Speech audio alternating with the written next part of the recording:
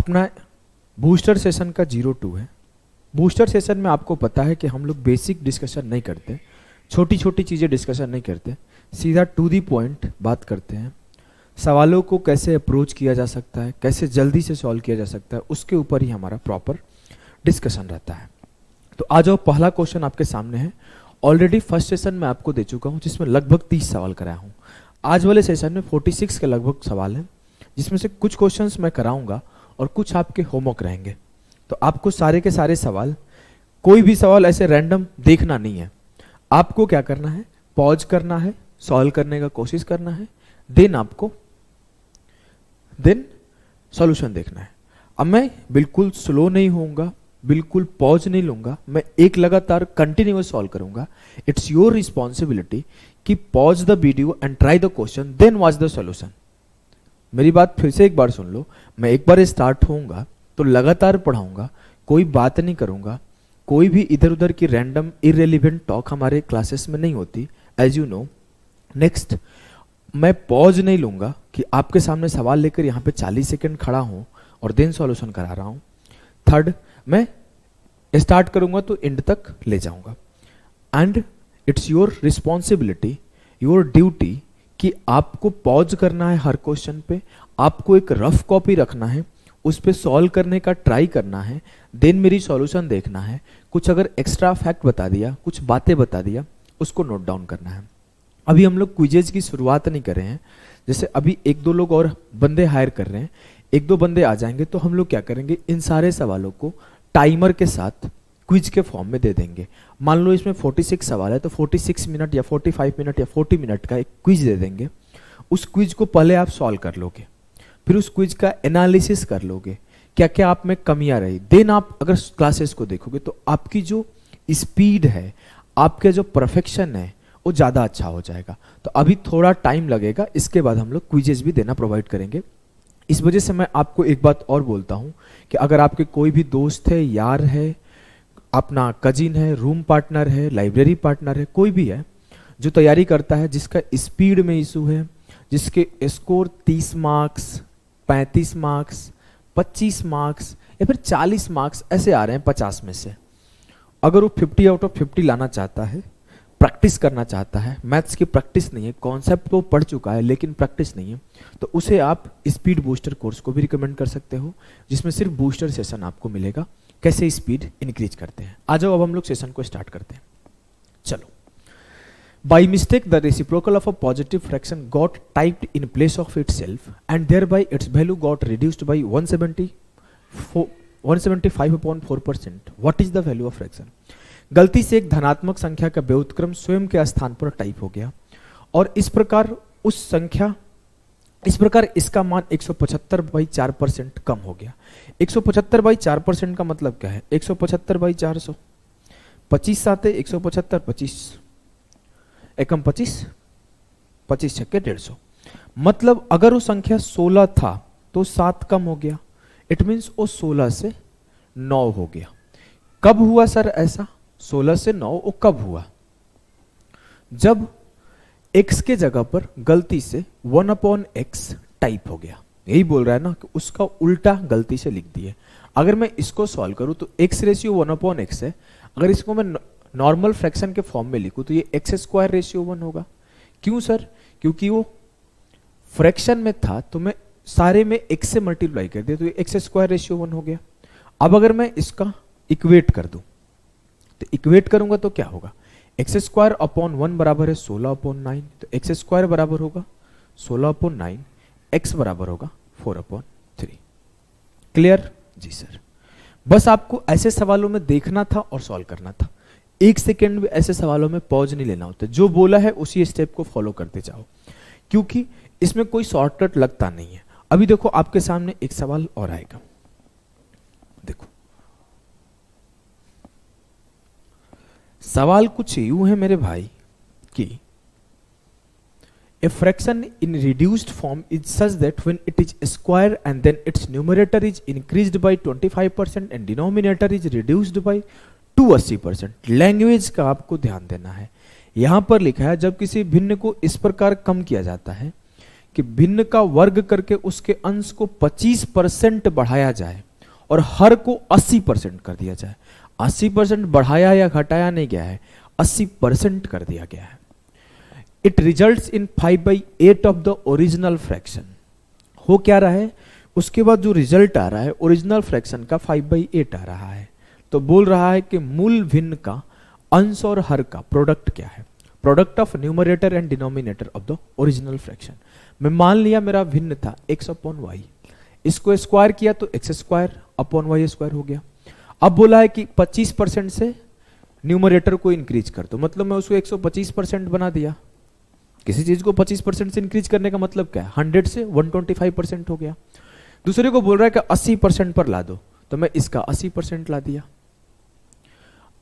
जब ऐसा कर रहे हैं कि एक को 25% इंक्रीज कर रहे हैं, दूसरे को 80% पर ला रहे हैं, तो हो क्या रहा है, 5/8 हो जा रहा है ओरिजिनल फ्रैक्शन के, ओरिजिनल फ्रैक्शन के 5/8 हो जा रहा है। तो जो ओरिजिनल फ्रैक्शन था x/y था, उसका 5/8 हो गया। परसेंट से परसेंट खत्म, xy से xy खत्म। 5 से काटा 25 बार गया, 8 से काटा 10 बार गया, 5 से काटा 5 बार गया, 5 से काटा 2 बार गया। x अपॉन वाई बराबर हो गया 2/5। देन पूछा है कि मेरे से उनका प्रोडक्ट क्या होगा, 2 × 5 10 होगा उनका प्रोडक्ट। क्लियर है जी सर, एकदम क्लियर है, कोई भी कंफ्यूजन नहीं है। तो एक अब मैं क्या किया हूं, कुछ सवालों का होमवर्क रख लिया हूं, एक्स्ट्रा सवाल, जिससे कि आपकी प्रैक्टिस हो जाएगी। ये सवाल आपकी होमवर्क है, इसे आपको खुद से सॉल्व करना है, पॉज करके देख लो। आ जाओ अगले सवाल पे बढ़ते हैं। अगला सवाल CHSL का आया हुआ, जिस टाइम पे आया था बहुत लोगों को परेशान किया था। सॉल्व करने का कोशिश करो।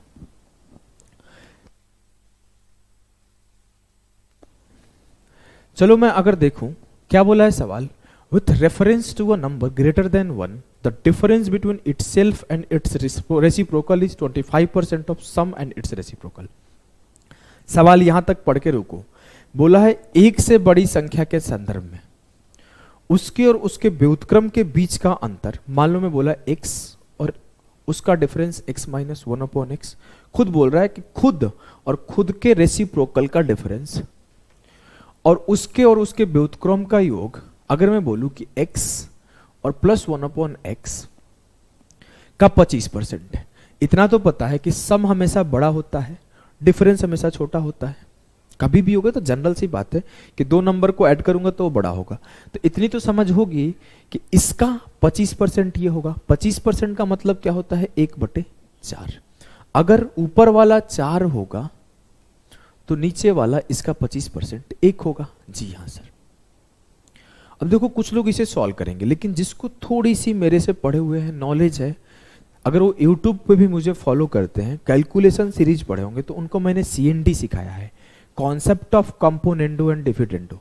उसको अप्लाई करेंगे, जो कि होता है कि a+b अपॉन a-b अगर c/d के बराबर है, तो इसको सॉल्व करोगे तो ये होता है a/b बराबर c+d अपॉन c-d।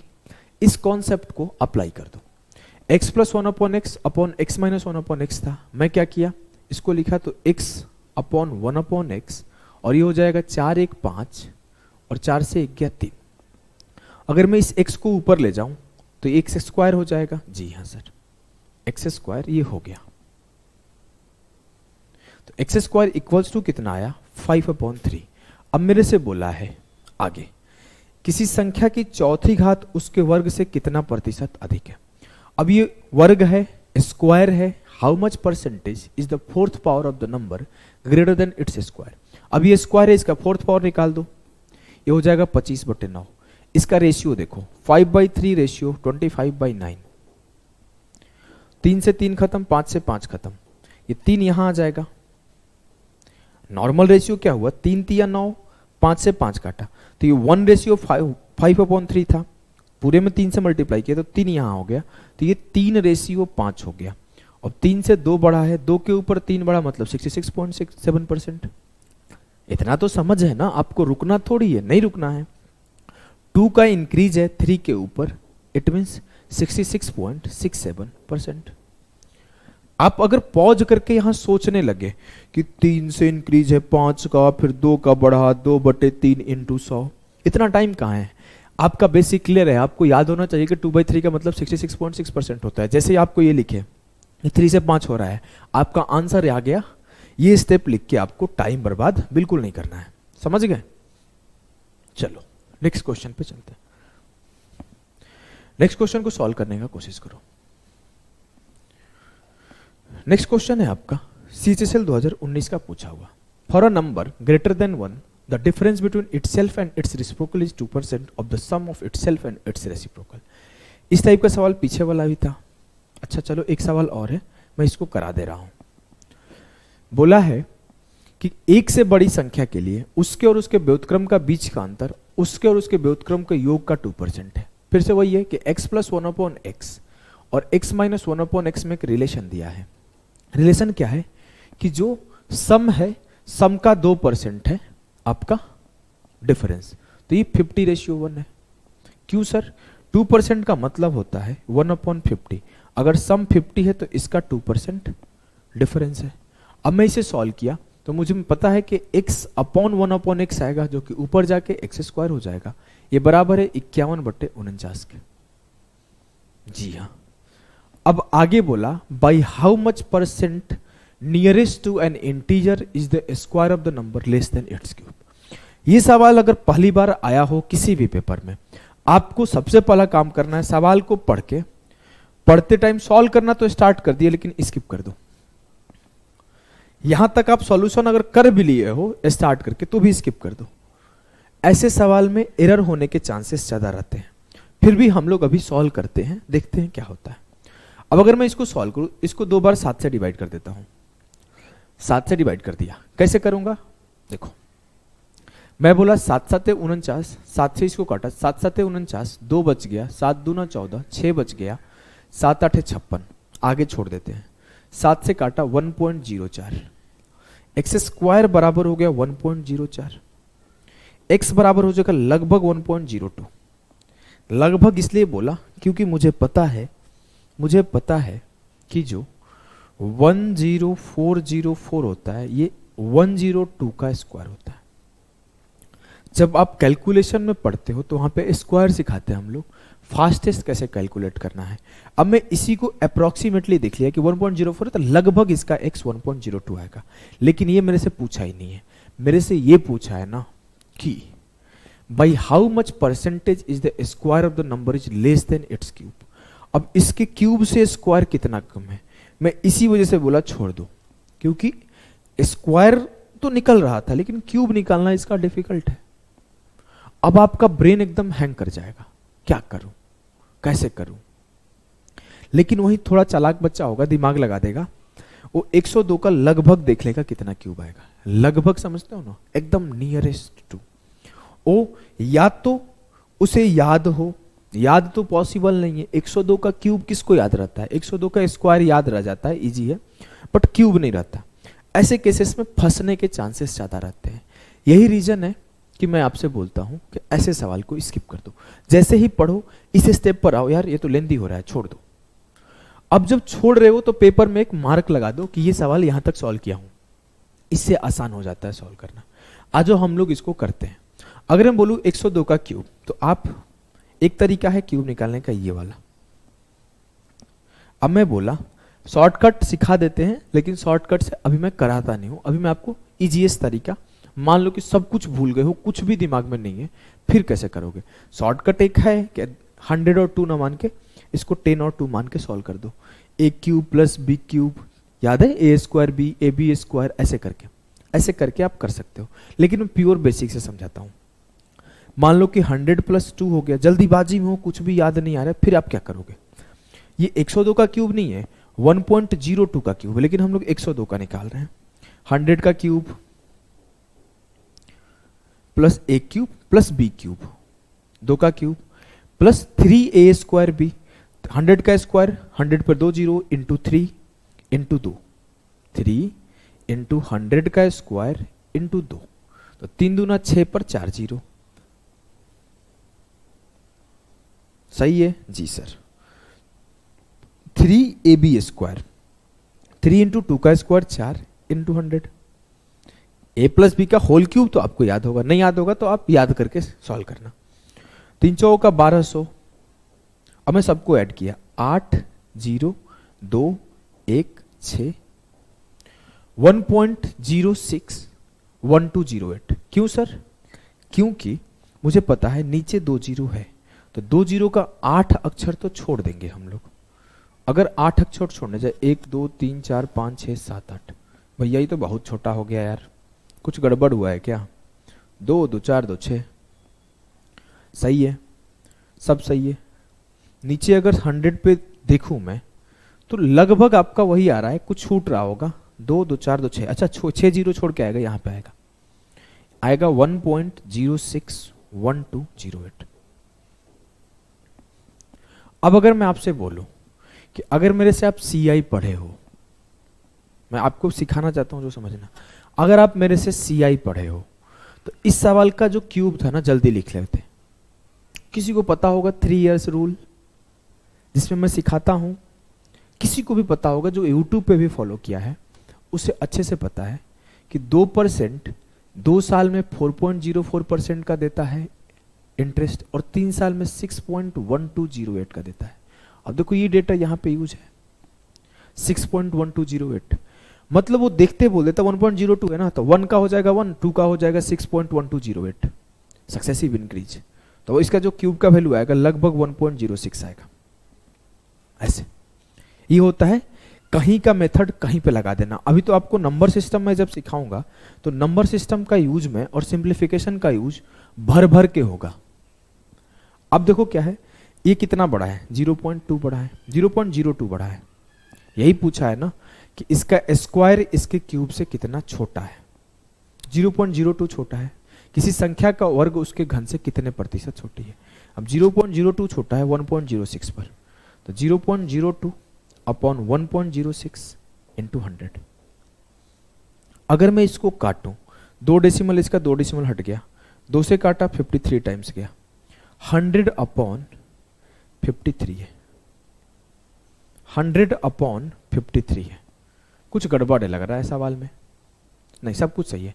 अब चला जाएगा 53 से अगर डिवाइड करूंगा तो 53 1 जा 53, बचा कितना 47। अगर आप ऐसे डिवाइड करने वाले बच्चे हो तो ऐसे भी डिवाइड कर सकते हो कि 53 1 जा 53, बचा कितना 47। अब अगर मैं ले जाऊं तो 5 अट्ठे 40, 5 नमा 45, 5 अट्ठे ही जाएगा, नम्मा नहीं जा रहा है, 1.8 यहां पे है, आंसर हो जाएगा। अगर आप ले जाके देखना चाहते हो तो 8 तिया 24 की 4, 2 बचा, 8 5 40 तो 42। क्लियर? जी सर। अब मैं आपको बताऊं, जब भी ऐसा सवाल पेपर में अचानक से आपके सामने आए, थोड़ा सॉल्व करने के बाद पता चले तो बहुत लेंदी है, छोड़ दो। ऐसे ही सवालों को जो स्किप कर जाता है टाइम पर बिना नर्वस हुए, वो टॉप कर जाता है। ठीक है, एक इस टाइप का और सवाल मैं रखा हूं, इसे आप लोग सॉल्व करना, इसे आप लोग सॉल्व करना।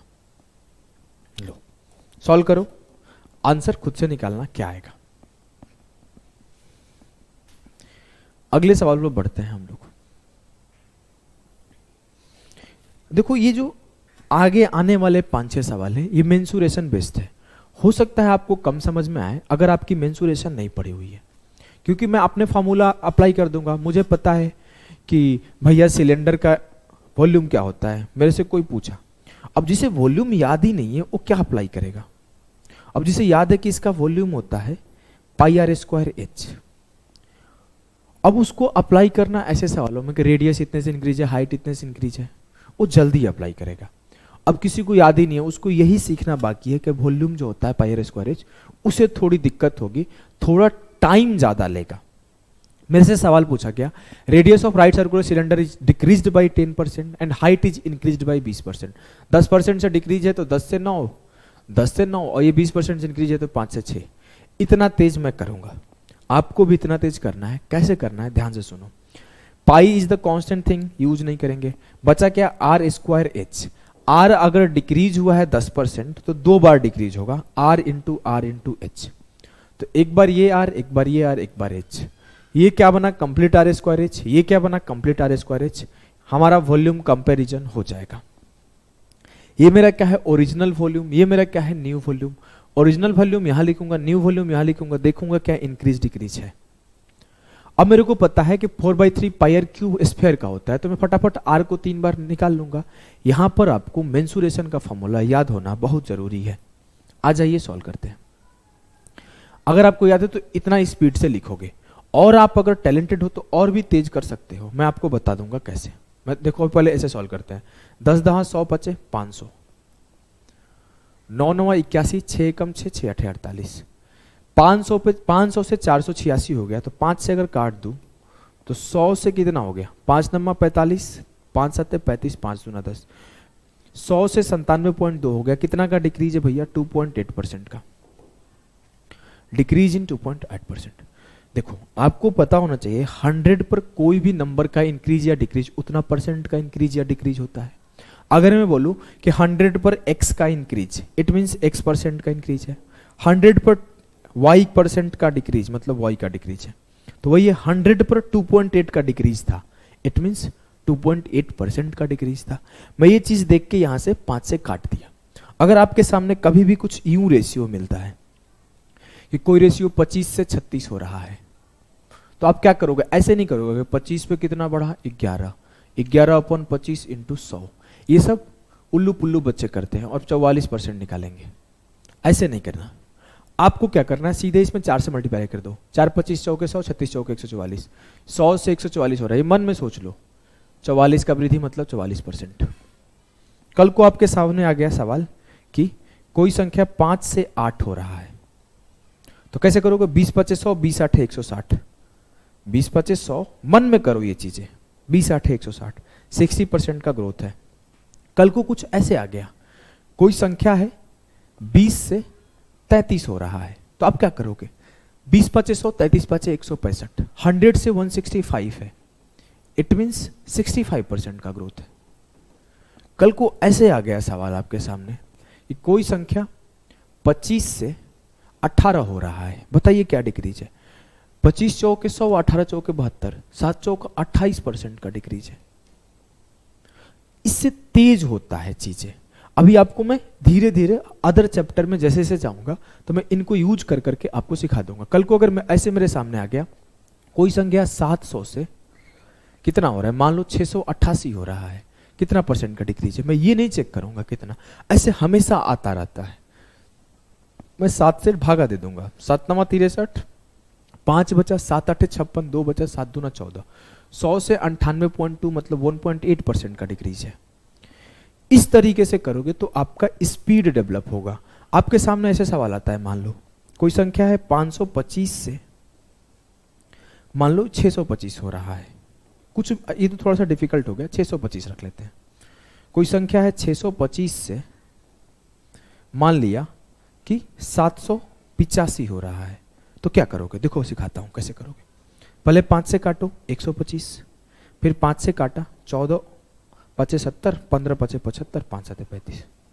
अब मैं क्या करूंगा, यहां पे 100 बनाने की कोशिश करूंगा, 100 बन नहीं रहा है, 1000 बन रहा है। 8 से मल्टीप्लाई करने पर 125 8 है 1000, 8 7 56, 5 बचा, 15 8 120 और 5 125। 1000 पर 256 का ग्रोथ है, तो 100 पर 25.6% का ग्रोथ है। ऐसे करोगे तो आपकी स्पीड खुद ब खुद बिल्ट होगी और मैक्सिमम चीज आप भरबली करने लगोगे। कैसे, भरबली। आ जाओ अगले सवाल को देखो। अगला सवाल आपका होमवर्क है,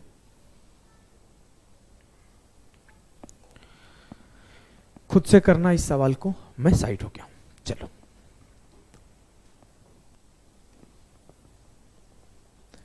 अभी आपको क्या है, देखो अगला सवाल। अगला सवाल है, volume of a cylinder is increased by 43% when its height is reduced by 15 सही 5/13%, then find the percentage change in CSA of cylinder. अब आपको पता होना चाहिए कि CSA क्या होता है। CSA आपका होता है कर्व सरफेस एरिया। वॉल्यूम जैसे πr² होता है, CSA होता है 2πRH। और आपको पता है कि हमें 2π और पाई से कोई फर्क नहीं पड़ता, क्योंकि जो परसेंटेज चेंज है वो वेरिएबल्स में होता है, कांस्टेंट थिंग्स में नहीं होता। मतलब यहाँ पे मुझे R इंटू H का चेंज देखना पड़ेगा और यहाँ पे मुझे R इंटू H का चेंज देखना पड़ेगा। मेरे को पता है कि रेडियस का चेंज मुझे पता नहीं है, तो पहले मुझे रेडियस का चेंज निकालना पड़ेगा। मैं मान लिया कि जो मेरा वॉल्यूम था वो 100 से 143 हो गया, और मुझे पता है जब मैं वॉल्यूम को हाइट से डिवाइड कर दूंगा तो मुझे रेडियस का रेशियो मिल जाएगा। हाइट है 15/5/13% से बढ़ा है। अब मुझे याद है कि 15/5/13% जो होता है ये 2/13 होता है, तो ये 13 से 11 हुआ है। अभी आप पीछे जाओ, पीछे क्या किए थे हम लोग, रेडियस इंटू हाइट बराबर वॉल्यूम का रेशियो। अभी मैं क्या कर रहा हूं, वॉल्यूम के रेशियो को हाइट से डिवाइड कर रहा हूं, तो मुझे रेडियस का स्क्वायर का रेशियो मिल जाएगा। जी हाँ सर। अब मैं गया उस सवाल पे, और मैं यहां पर ये किसका रेशियो है, रेडियस के स्क्वायर का। 11 से काटा 13 बार, ये 13 यहां जाके मल्टीप्लाई हो जाएगा, तो आर स्क्वायर मिला 100 से 169। तो मैं आर स्क्वायर क्यों लिखूंगा, आर स्क्वायर क्यों लिखूंगा, मैं सीधा रेडियस लिखता हूं। रेडियस कितना होगा 10 से 13, क्योंकि आर का स्क्वायर 10 के स्क्वायर से 13 का स्क्वायर था, आर तो मेरा 10 से 13 है। अब बोला है परसेंटेज चेंज इन सीएसए बताना है। मुझे रेडियस का चेंज पता है 10 से 13 हो रहा है, मुझे हाइट का चेंज पता है कि वो 13 से 11 हो रहा है। तो मुझे R इंटू एच का चेंज कैसे निकालूंगा, R इंटू एच का चेंज निकाल दिया 10 से 11। अब 10 से 11 हो रहा है तो ये कितने परसेंट का ग्रोथ है, 10% का। 10 से 11 का मतलब है 100 से 110 होना, और 100 से 110 होने का मतलब है कि 10% का चेंज है।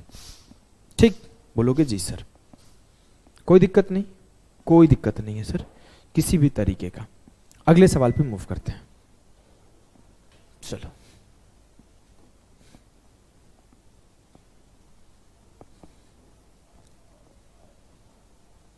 क्या है अगला सवाल, देखो अगला सवाल है base of a right prism is square. अब किसी को पता ही नहीं है कि प्रिज्म बनता कैसे है, मैं बता दूं पहले प्रिज्म बनता कैसे है। Prism is nothing but cylinder. जिस किसी को ज्यादा डिटेल नहीं जाना है वो इतना याद रख ले कि प्रिज्म कुछ नहीं होता है, और सिलेंडर होता है, कुछ यूं इसका फिगर बनता है। अगर ये स्क्वायर बेस्ड प्रिज्म है जिसके ऊपर का और नीचे का बेस स्क्वायर है, ट्रायंगल बेस्ड भी बनता है जो कुछ यूं बनेगा, इसका बेस ट्रायंगल है। और जो सिलेंडर होता है मेरे भाया, वो सिलेंडर हमेशा होता है सर्कल बेस्ड। अब किसी को ये पता होना चाहिए ना, तब ना वो सवाल कर पाएगा ये। इसी वजह से बोला ऐसे सवालों में थोड़ा सा आपका नॉलेज रहना जरूरी है मेंसुरेशन का। अब बोला है कि इसके साइड को इंक्रीज किया गया है 30% से और हाइट को डिक्रीज किया गया है 40% से, तो वॉल्यूम में चेंज बताना है। अब आपको इसका वॉल्यूम ही नहीं पता है तो कैसे करोगे। अगर ऐसे सवाल में थोड़ा दिक्कत हो रहा है तो पेशेंस बनाए रखो, मेंसुरेशन अगर आप पढ़ लोगे तो आपको दिक्कत नहीं होगा। इसका वॉल्यूम होता है कि साइड, मैं लिखता हूं एरिया ऑफ बेस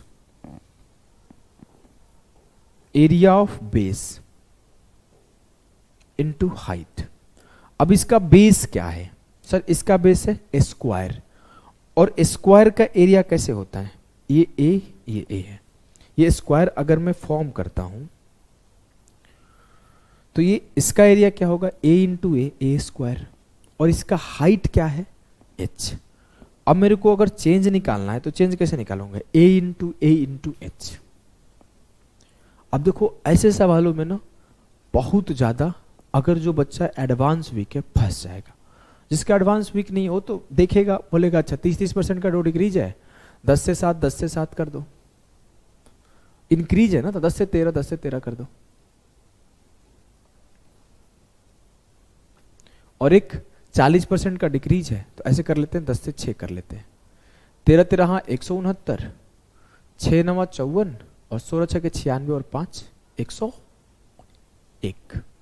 1000 से 1014 है तो 100 से 101.4 होगा, 1.4% का वृद्धि होगा। मैं आपको एक चीज बताता हूं, ये 1.4% की वृद्धि आपने सॉल्व कर लिया। यहां पर जब मैं 40% का डिक्रीज कर रहा था तो जनरली 40% का मतलब हम लोग 2/5 पढ़ते हैं और डिक्रीज भी 5 से 3 लिखते हैं, लेकिन मैंने यहां दिमाग लगा दिया। अगर मैं 5 से 3 लिखता तो 5 गुणे 10 गुणे 10 500 बनता। फिर एक बार कैलकुलेशन करो, मैंने क्या किया 10 से 6 कर दिया, इससे मेरा ये 100 बन गया और ये 101.4 बन गया, काम खत्म हो गया। यही छोटी छोटी चीजें आपको ना ध्यान देना होता है, हैबिट से हो जाता है, प्रैक्टिस से हो जाता है, कोई बड़ी चीज नहीं है। इस सवाल को सॉल्व करो। ऐसे सवाल हम लोग एडवांस मैथ में भी 2 करेंगे, जिससे कि हमारा परसेंटेज का ये वाला पार्ट फिर से रिवाइज हो जाए जब हम लोग मेंसुरेशन पढ़ेंगे। The radius of a sphere is increased by 140%। अब आपको स्फीयर कुछ यूं बनता है जी हाँ। इसका वॉल्यूम होता है 4/3 पाई आर क्यू, जी हाँ। अब मेरे को इसमें चेंज देखना है तो सिर्फ मुझे आर में चेंज देखना होगा, क्योंकि 4/3 पाई तो कांस्टेंट होगा। कोई भी नया वॉल्यूम नया स्फीयर बनेगा उसमें 4/3 कांस्टेंट रहेगा, 4/3 पाई। उसका रेडियस बड़ा हुआ तो वॉल्यूम बड़ा हो गया, रेडियस छोटा हुआ तो उसका वॉल्यूम छोटा हो गया। अब ये बोला है कि रेडियस इंक्रीज हुआ है 140% से। अब मैं 140% का मतलब क्या है सर? 7/5 यही है ना, 7/5, जी हाँ 7/5 मतलब रेडियस 5 से 5 7 12 हो रहा है। 140 से बढ़ने का मतलब यही है। अब ये रेडियस 3 बार बढ़ेगा, 5 से 5/12, 5 से 5/12, क्योंकि r का क्यूब है, मतलब ये 5 के क्यूब से 12 का क्यूब बढ़ेगा। आपको मैंने चिल्ला चिल्ला के हमेशा परसेंटेज में बताया है, जब भी आपको उत्तर परसेंटेज में पूछा जाए तो आप रेशियो को अपने मन से किसी भी नंबर से मल्टीप्लाई कर सकते हो, किसी भी नंबर से डिवाइड कर सकते हो, जो कि हमने पीछे किया भी था, इसमें भी किया, यहां पे भी, यहां पे नहीं किया, लेकिन हम लोग इस पार्ट को जो सीखे थे, इस पार्ट को, इसमें यही सीखे थे कि हमें परसेंटेज चेंज निकालना है तो रेशियो में कोई भी नंबर मल्टीप्लाई कर दो, कोई भी नंबर से डिवाइड कर दो। अब हम इस सवाल को कर रहे हैं, हम लोग क्या करेंगे, ये 5 के क्यूब से 12 का क्यूब नहीं करेंगे, हम लोग एक काम करते हैं, ये मन में करने वाला चीज था, इसको 14 से 10 कर लेते हैं, ऊपर नीचे 2 से मल्टीप्लाई किए तो ये 10 से 24 हो गया। ये 10 की क्यूब से 24 का क्यूब हो गया। 10 का क्यूब 1000 होता है और 24 का क्यूब 13,824 होता है। ये 100 से 1382.4 हो गया। मैं दोनों तरफ 10 से डिवाइड कर दिया। कितने का इंक्रीज है भैया? 1282 का, इतने परसेंट का इंक्रीज है। ऐसे सवाल सॉल्व होता है, समझे कि नहीं समझे? जी सर, मजा आ गया सॉल्व करके एकदम। चलो आ जाओ अगले सवाल पे चलते हैं।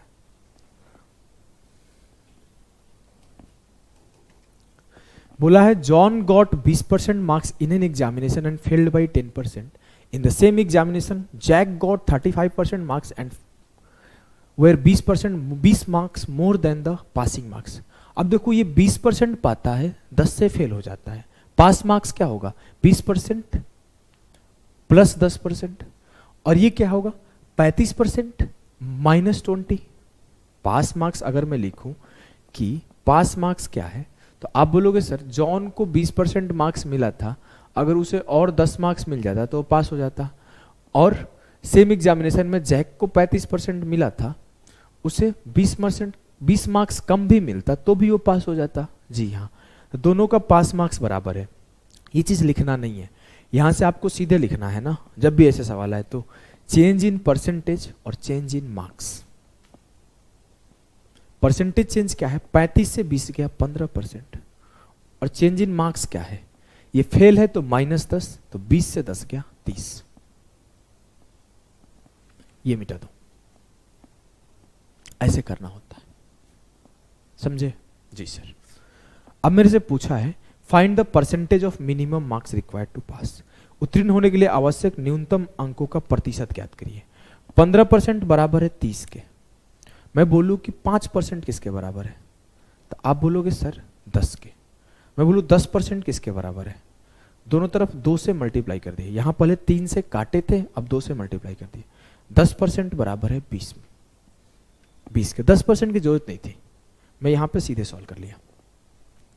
मुझे पता चल गया कि 10 मार्क्स बराबर है 5% के, और 20 मार्क्स लाता, 20% मार्क्स लाता है तो 10 मार्क्स से फेल हो जाता है, 10 मार्क्स से फेल होता है, या फिर मैं इसको ऐसे बोल सकता हूं कि वो 5% से फेल हो रहा है, क्योंकि 10 मार्क्स बराबर है 5% के।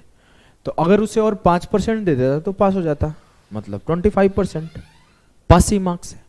आप ऐसे भी सोच सकते थे कि 5% बराबर है 10 मार्क्स, अगर मैं इसे 2 से मल्टीप्लाई कर दूं तो 10% बराबर हो जाएगा 20 मार्क्स। यहां बोला है को 35% लाता है तो पास मार्क्स से 20 मार्क्स ज्यादा लाता है।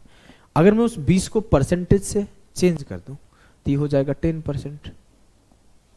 तो आप ये भी बोल सकते हो कि अगर वो 35% लाता है, उससे 10% कम भी लाएगा तो पास हो जाएगा। तो 35 माइनस 10, 25% भी लाएगा तो पास हो जाएगा। और पासिंग परसेंटेज पूछा है तो 25% will be the correct answer. एक सवाल और पूछता है, वो ये पूछता है ना कि मैक्सिमम मार्क्स क्या था, मैक्सिमम मार्क्स क्या होगा। और एक दूसरा पूछता है पास मार्क्स क्या होगा। ये तो पास परसेंटेज हम लोग निकाले थे। मैक्सिमम मार्क्स का मतलब होता है 100%। अगर मैं बोलूं 10% बराबर है 20 के तो 100% किसके बराबर होगा, 200। तो अगर वो पूछता है कि मैक्सिमम मार्क्स बताओ तो 200, पेपर पूरा 200 का हुआ था। अगर वो पूछता कि पास मार्क्स बताओ तो कैसे निकालते। पास मार्क्स क्या है, 25%। जी हाँ, तो ये 5% का वैल्यू 10 है, 25% के लिए 5 से मल्टीप्लाई कर दो, 25% बराबर हो जाएगा 50। तो जो इसका पास मार्क्स था वो 50 था। 3 तरीके से सवाल पूछता ही है, तीनों का तीनों आपका हो गया। एक ऐसे पूछता है पास परसेंटेज बताओ, एक पूछता है पास मार्क्स बताओ, एक पूछता है मैक्सिमम मार्क्स बताओ। तीनों पार्ट क्लियर हो गया। चलो आ जाओ नेक्स्ट सवाल पे चलते हैं। थोड़ा सा लैंग्वेज में बदलाव है सवाल के, करने का कोशिश करो। क्या बोल रहा है कि a student scores 125 marks and fails by 12.5%। मतलब जब वो 125 कर रहा है तो 12.5% से फेल हो रहा है। तो अगर वो और 12.5% कर देता तो पास हो जाता।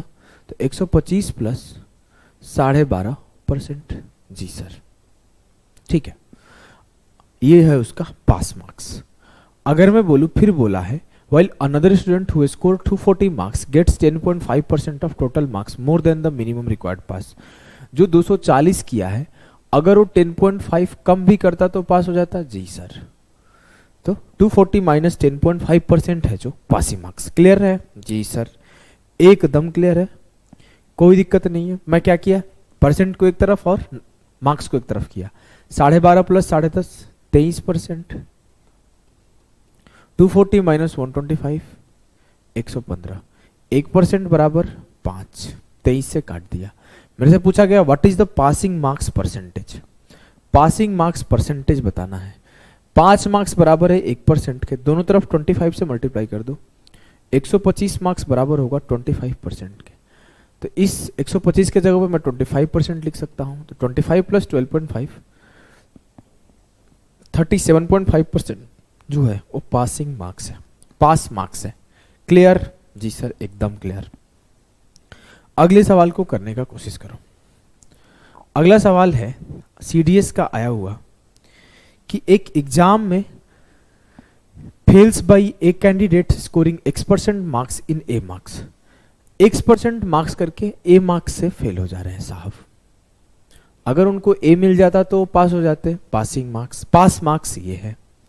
while another candidate score y% और पास मार्क्स से b ज्यादा लाता है। एक परीक्षा में x% अंक प्राप्त करके असफल हो जाता है a मार्क्स से, a अंकों से लिखा गया है। y% से o जब लाता है तो b अंक ज्यादा लाता है न्यूनतम पास परसेंट के।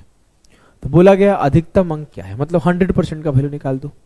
अगर मैं b को इधर लाऊं तो y% माइनस x%, ऐसे भी आप लिख सकते हो, y माइनस x% बराबर a प्लस बी। ठीक है सर, 1% बराबर किसके, a plus b upon y minus x. तो 100% बराबर किसके, 100% जो होता है मैक्सिमम मार्क्स होता है, a plus b upon y minus x. y minus x into 100। Option C सही उत्तर है। क्लियर जी सर, एकदम क्लियर है, बहुत आसानी से समझ में आ गया। तो ये रहा आपका एक होमवर्क जो कि खुद से करना है, आंसर आपको बताना है। अगला सवाल भी आपका होमवर्क रहा, आईसीआर का है वो सवाल है, थोड़ा सा डिफरेंट है, करना है खुद से, आंसर आपको बताना है। नहीं बनेगा ग्रुप बनेगा, ग्रुप में आप मैसेज बताना देकर। चलो अगले सवाल पे पढ़ते हैं। अगला सवाल है हमारा कॉन्सेप्ट ऑफ ब्रेकिंग। अगर कोई यूट्यूब पे भी फॉलो करता है मुझे, तो मैं इसे कॉन्सेप्ट ऑफ ब्रेकिंग में यूट्यूब के कैलकुलेशन सीरीज में आई थिंक 16th या 17th लेक्चर में सिखाया हूँ, जाके सीख सकता है। क्या बोला है, इस सवाल को एलिगेशन से भी कर सकता है, लेकिन एलिगेशन से लेंदी हो जाएगा, कॉन्सेप्ट ऑफ ब्रेकिंग से आसान होगा। The present population of a village is 15,280 and male increases by 25% and the number of female increases by 15%, then the population will become 18,428. The difference between the present population of males and females in the village. तरीका बहुत clear है। Mail कितने से बढ़े हैं 25%, female कितने से बढ़ी है 15%, टोटल जनसंख्या कितने से बढ़ा है सर 18,428 हो गया 15,280 से। 18,428 से 15,280 माइनस करो, 8 से 0 गया 8, 12 से 8 गया 4, 3 से 2 गया 1 और 8 से 5 गया 3। 3148 से इंक्रीज है टोटल पॉपुलेशन में, लेकिन ये बोल रहा है कि सर मेल में 25% और फीमेल में 15% का इंक्रीज है। इफ आई एज्यूम कि मेल भी 15% से बढ़ा और फीमेल भी 15% से बढ़ा, क्यों एज्यूम किए, दोनों बराबर हो जाए, तो क्या होगा, ओवरऑल 15,280 15% से बढ़ेगा। तो 15,280 का मैं क्या किया 10% निकाला, 10% क्या होगा 1/10, और ये 10% है, इसको आधा कर दो, 2 7 14, 2 छक्के 12, 2 चौके 8। अगर ये 10% के बराबर है, मैं दोनों तरफ 2 से डिवाइड किया तो ये 5% के बराबर हो गया। अब मैं दोनों को ऐड कर दूं तो 8 4 12, 6 2 8 1 9, 15 7 22, 2292 जो होगा वो क्या होगा, वो 15% ऑफ टोटल पॉपुलेशन होगा। अब मैं अगर बोलूं, ध्यान से सुनना, कि अगर टोटल पॉपुलेशन 15% से बढ़ता तो 2292 से बढ़ता, लेकिन बढ़ा कितने हैं 3148 से। कितना ज्यादा से बढ़ा है, तो 8 से 2 गया 6, 14 से 9 गया 5 और 10 से 2 गया 8, 856 ज्यादा से बढ़ा है। 856 ज्यादा से क्यों बढ़ा है साहब, क्योंकि आपने सर 15% कंसीडर किया है, जबकि रियलिटी में 25% से मेल बढ़े हैं। तो जो मेल पॉपुलेशन का 10% है वो बराबर है 8556, तो मेल पॉपुलेशन का 100% बराबर है 8560। क्लियर जी सर। अगर मेल पॉपुलेशन 8560 है तो 15,280 से 8560 घटा दो तो ये मेल का 100% है, फिर फीमेल का 100% मिल जाएगा। मैं माइनस किया 15,280 से 8560, 0 से 0 गया, 8 से 6 गया 2, 12 से 5 गया 7 और 14 से 8 गया 6। फीमेल 6720 है। आपसे पूछा गया है कि difference between mail population and female population बताओ। माइनस करो, 6 से 2 गया 4, 15 से 7 गया 8 और 7 से 6 गया 1। 1840 जो होगा इनके अंतर होगा। क्लियर है जी सर, क्लियर है। बहुत ही अच्छा सवाल है, बहुत ही कैलकुलेटिव सवाल है। एक सवाल और करो आपके सामने। बोला है the present population of a village is 5500, number of male increases by 11%, female increases by 20%, total population becomes 6330। 5500 से 6330 हो गया सर, 830 का इंक्रीज है। अगर मैं बोलूं कि ओवरऑल 11% का इंक्रीज होता तो क्या होता, 5500 का 11% निकाल लो, 11 5 55 और 11 5 55 और 5 60। अगर मैं बोलता कि मेल भी 11% से और फीमेल भी 11% से इंक्रीज होती तो मेरा पॉपुलेशन 605 से इंक्रीज होता। जी हाँ, कितना ज्यादा से इंक्रीज हुआ है, जबकि सर 5 2 और 8 से 6 के 2, 225 ज्यादा से इंक्रीज हुआ है। जी हाँ, ऐसा क्यों हुआ है? क्योंकि जो फीमेल पॉपुलेशन है वो 20% से है और सर आपने उसे 11% कंसीडर किया है। जो 9% ऑफ फीमेल पॉपुलेशन है वो 225 के बराबर है। 1% ऑफ फीमेल पॉपुलेशन बराबर है 25 के, तो 100% ऑफ फीमेल पॉपुलेशन बराबर होगा 2500। आपसे पूछा गया है फीमेल पॉपुलेशन बताओ, 2500 टिक करो, निकल जाओ। अगर आपसे पूछता कि मेल पॉपुलेशन बताओ, 5500 से 2500 माइनस करते और 3000 आंसर हो जाता मेल का। लेकिन ये नहीं पूछा गया है, फीमेल पूछा गया है, फीमेल टिक करके निकल जाओ। क्लियर है? जी सर। इस सवाल को सॉल्व करना खुद से, आंसर आना चाहिए ग्रुप में। आईसीआर का आया हुआ सवाल है। इस सवाल को सॉल्व करना खुद से, आंसर आना चाहिए। 2023 का सवाल है, मस्त सवाल है, बस कॉन्सेप्ट वही है, थोड़ा बहुत आगे पीछे किया है। चलो नेक्स्ट सवाल आया हमारा प्राइस कंजम्पशन के ऊपर, प्राइस एक्सपेंस एंड कंजम्पशन। इस टाइप के सवाल का कॉन्सेप्ट में थोड़ा डिस्कस कर देता हूं। देखो 3 चीजें होती है, एक होता है प्राइस, एक होता है कंजम्पशन और एक होता है एक्सपेंस। अगर मैं बोलूं कि 20 रुपए केजी चीनी खरीदता हूं, 5 केजी खरीदता हूं, तो 100 रुपए के एक्सपेंस होते हैं। कल को चीनी का रेट 25 हो जाए और मैं कंजम्पशन को छेड़छाड़ ना करके बोलूं कि मेरा 100 रुपए मेरे पास है, 100 ही रुपए मेरे पास रहेंगे, एक्सपेंस में कोई चेंज नहीं हुआ, आपको पहले भी 100 रुपए था, आज भी 100 रुपए है, तो आप बोलोगे सर मैं 5 किलो खाता था, अब 4 किलो खाने लगूंगा। जी हाँ, तो पहला कॉन्सेप्ट यहां से निकलता है, if expense is same, expense is same मतलब एक्सपेंस अगर कांस्टेंट है तो आप बोलोगे जो प्राइस है वो कंजम्पशन के इनवर्सली प्रोपोर्शनल है। आप देखो ये क्या है, 4 5 चौके 20 और 5 पचे 25, ये 4 से 5 हुआ तो ये 5 से 4 हुआ। क्लियर है? जी सर।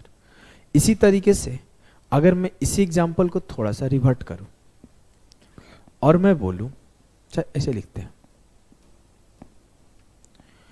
और मैं अगर बोलूं कि कल को आपका 20 रुपए केजी चीनी था, 5 किलो खाते थे, 100 रुपए खर्च होते थे।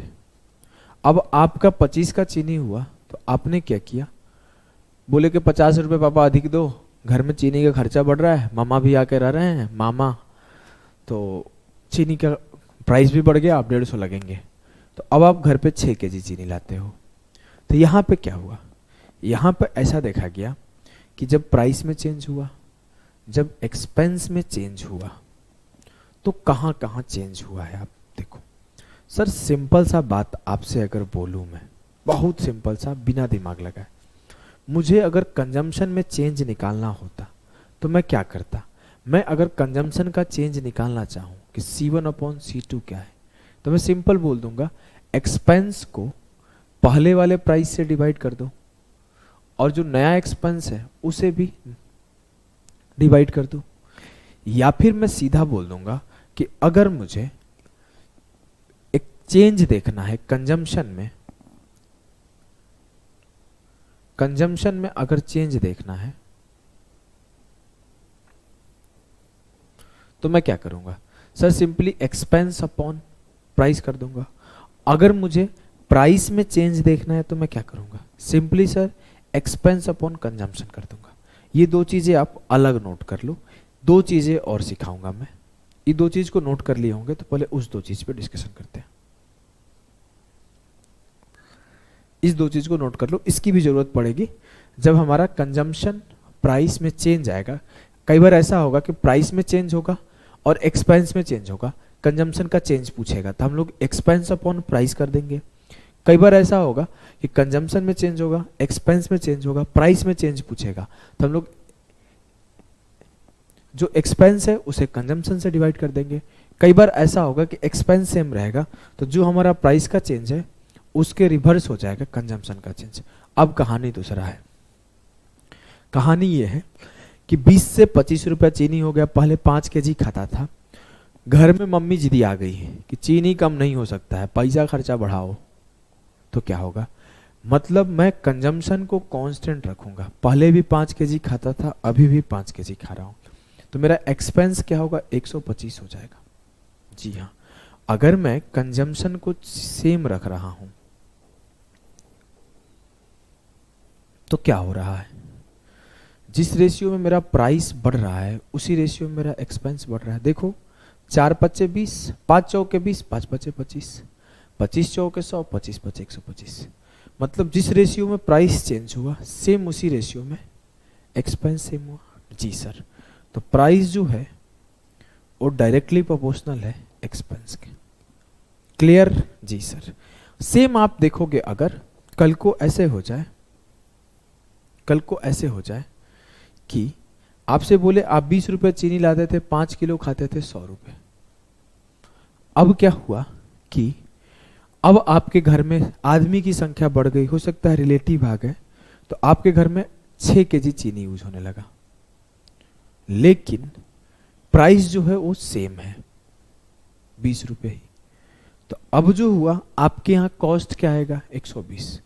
तो जो जब आपका प्राइस सेम है, जब आपका प्राइस सेम है, तो आप अगर ध्यान से देखोगे तो जिस रेशियो में कंजम्पशन चेंज हुआ है उसी रेशियो में एक्सपेंस चेंज हुआ है, तो कंजम्पशन डायरेक्टली प्रोपोर्शनल हो गया एक्सपेंस के। बहुत इजी सा कॉन्सेप्ट है। अगर किसी को कांस्टेंट रखे तो आपको रिलेशन देखना है, कब डायरेक्टली है कब इनवर्सली है।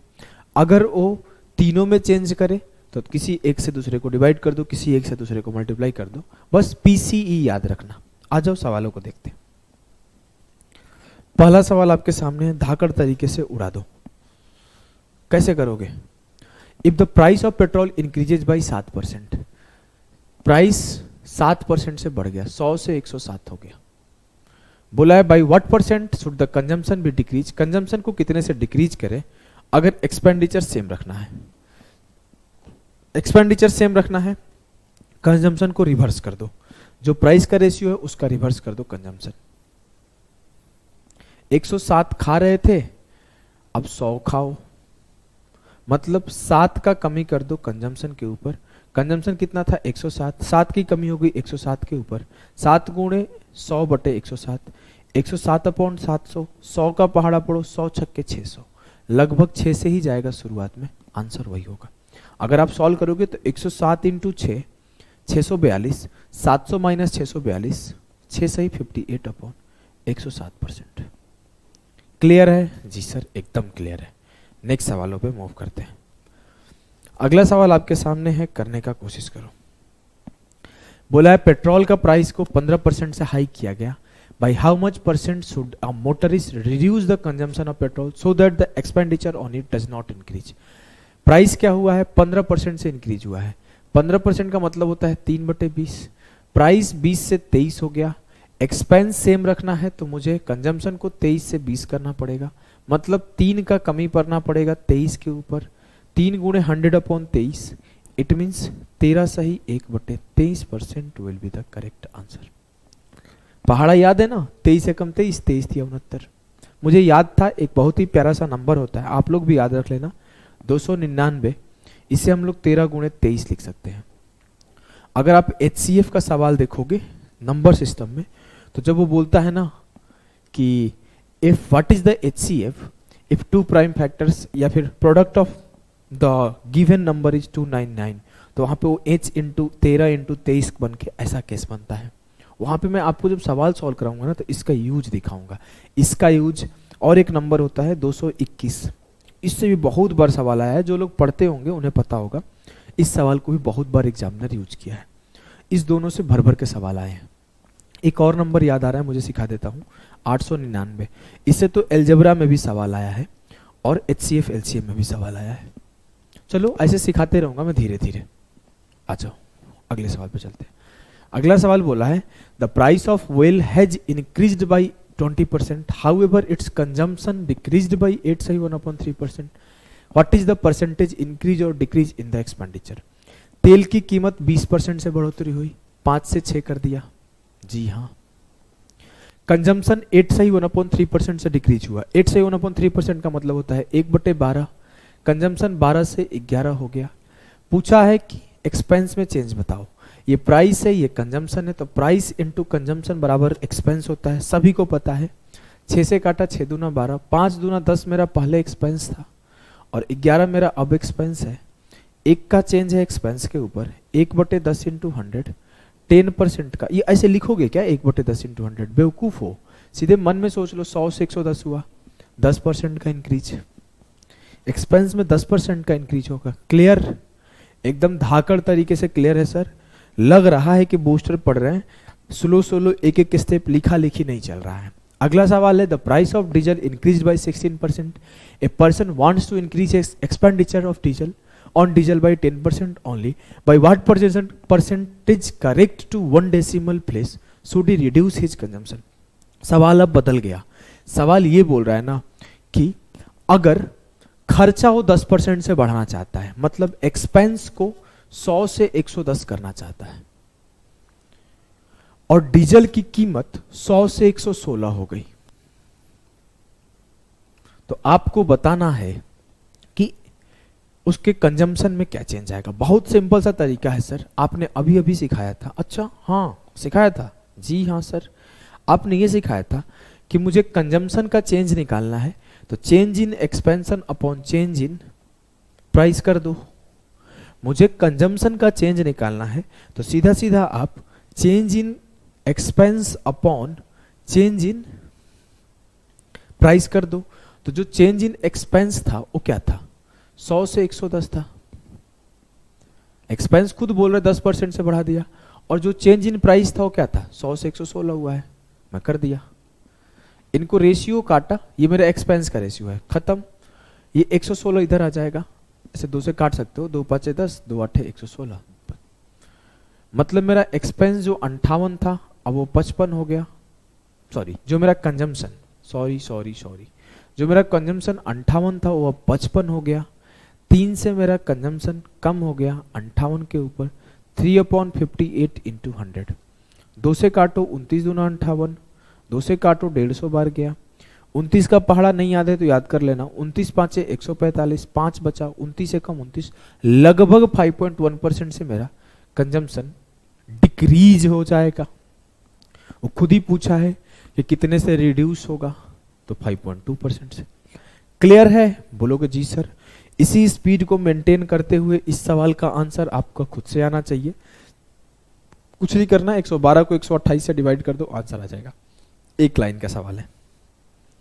अगले सवाल में चलते हैं। बोला है when the price of sugar is increased by 28%, a family reduced its consumption per month such that the expenditure on sugar was only 12% more than that earlier। क्या है कि चीनी की कीमत 28% से बढ़ गया, लेकिन फैमिली चाहता है कि खर्चा उसका सिर्फ 12% से बढ़े, मतलब एक्सपेंस उसका 100 से 112 हो, लेकिन उसके प्राइस 100 से 128 हो गए हैं। तो ये मेरा कंजम्पशन का रेशियो आ गया, एक्सपेंस अपॉन प्राइस, 100 से 100 खत्म, 16 7 112, 16 8 128। जो मेरा कंजम्पशन में चेंज आया ये 8 यहाँ आ जाएगा, 8 से 7 हो गया कंजम्पशन। लेकिन वो बोल रहा है कि if the family consumed 18.4 kg sugar per month earlier, अगर वो पहले 18.4 किलोग्राम चीनी की खपत करता है, तो आपको बताना है कि अभी वो कितना करता है। 8 यूनिट बराबर है 18.4 के, 1 यूनिट बराबर है 2.3 के, तो 7 यूनिट बराबर है 7 इंटू 2.3, 23 7 161, 0.1 नहीं है क्या, नहीं है, 0.1 kg will be the correct answer. 23 का पहाड़ा यूज किया है एग्जामिनर, पीछे एक सवाल में 29 का पहाड़ा यूज किया था। आई हैव ऑलरेडी सेड कि examiner is using prime number, you have to remember the table of prime number. आपको मैं बता चुका हूं 37 तक टेबल आपको याद रखना है, कैलकुलेशन सीरीज में यूट्यूब पर भी सिखाया हूं, यहाँ पे पेड में भी आपको कैलकुलेशन सीरीज में सिखाऊंगा बहुत सारी चीजें जो नई होगी। इस चीज को आप खुद से सॉल्व करना, आंसर आप बताना। अगले सवाल को सॉल्व करो। अगला सवाल है the price of sugar is increase by 16.66% and again increase by 28.56%, now it is decrease by 62.5%, but a person used 217 gram sugar currently while he consumed 124 gram previously, find the percentage change in the expenditure. यहाँ पे आपको price में change दिया है, consumption में change दिया है, expenditure में चेंज पूछा है, एक्सपेंस में चेंज पूछा है। पहले क्या बोला है, चीनी की कीमत में 16.66% की वृद्धि हुई। अगर 6 था कीमत तो 1 बढ़ के 7 हो गया। जी हाँ। 28.56% का मतलब होता है 2/7। अगर 7 था प्राइस तो 2 बढ़ के 9 हो गया। 62.5% का मतलब होता है 3/5। अगर 5 था प्राइस तो 3 कम होके 2 हो गया। ये चेंज इन प्राइस है सिर्फ। अब मैं देखता हूं कि चेंज इन कंजम्पशन क्या है। वर्तमान में 217 ग्राम चीनी का इस्तेमाल करता है, जबकि उसने पहले 124 ग्राम किया है। पहले 124 ग्राम खाता था, अब 217 ग्राम खाता है। तो पहले 124 से अब 217 का चेंज है। मैं इस पूरे प्राइस इनटू कंजम्पशन का चेंज से एक्सपेंस का चेंज निकालता हूं। काटाकुटी करे करते हैं। 7 से 7 खत्म। जी हाँ। 31 चौके 124, 31 नवा 31 साते, साते कम 7 साते 31 साते कट गया, खत्म। कट रहा है कुछ? हाँ कट रहा है। 2 दूना 4 कट रहा है, 3 दूना 6 भी कट रहा है। अगर मैं देखूं तो 2 पांचे 10 दूना 20 यहां हो जाएगा और 3 साते 21 यहां हो जाएगी। तो 5% आ रहा है। भाई कहीं गलती कर रहे हैं का? बताओ, कुछ गलती हो रहा है क्या? 6 से 7 हो गया, इंक्रीज किया 7 से 9 हो गया, डिक्रीज किया। अच्छा, एक जगह गलती हो गया। सॉरी। देखो मैं आपको अभी लिख देता हूं, पूरा मिटा देता हूं। मैं बताऊं कहां पे आप लोग पकड़ लिए होंगे। आप तो बहुत टैलेंटेड हो यार। देखो 62.5% का मतलब होता है 5/8। अब देखो, अगर यहां बोला गया कि 16.66% का कमी है तो 6 से 7 हो गया। अगर 28.56% का इंक्रीज है तो 7 से 9 हो गया। और यहां पे 62.5% का मतलब मेरे ध्यान में आ गया था 37.5, मतलब सॉरी मेरे पास कुछ और 3/5 ध्यान में आ गया था गलती से। जबकि क्या है कि वो 5/8 से डिक्रीज हुआ है, तो 8 से वो 3 हुआ है। 8 से 5 घट के 8 से वो 3 हुआ है, और सब सही था। बस यही वाला लाइन गलती लिख दिया था मैं। और ये 124 से 217 हुआ है। चेंज निकालना है। 31 साते 217, 31 चौके 124, 7 से 7 खत्म। ठीक है, कुछ बचा क्या? हाँ सर, 3 दूना 6 खत्म। 2 8 16 चौके 64, 9 साते 63, 64 से 63 हो गया। एक का कमी है 64 के ऊपर। अगर इसको आपको सॉल्व करना है, थोड़ा सा दिमाग लगा दो, 1.625 आना चाहिए। चेक कर लेते हैं, मुझे पता नहीं है क्या होगा आंसर। अगर मैं आपको बताऊं 1/32 क्या होता है, सर मुझे याद है 3.125% होता है। ये क्या है 1/64, मतलब दोनों तरफ एक बार 2 से डिवाइड कर दो। 2 से डिवाइड करो, 15 दूना 30, 2 छक्के 12, 2 दूना 4, 1.5625% होगा। 1/64 इंटू 100 का मतलब होगा 1.5625%। क्लियर? जी सर एकदम क्लियर है। मजा आ गया इस सवाल को सॉल्व करके। डिफिकल्ट सवाल था, लेंदी सवाल था। ठीक है, तो इस सवाल को सॉल्व करो, एक बेसिक सा सवाल। तब तक एक घुट पानी पी लेता हूं मैं।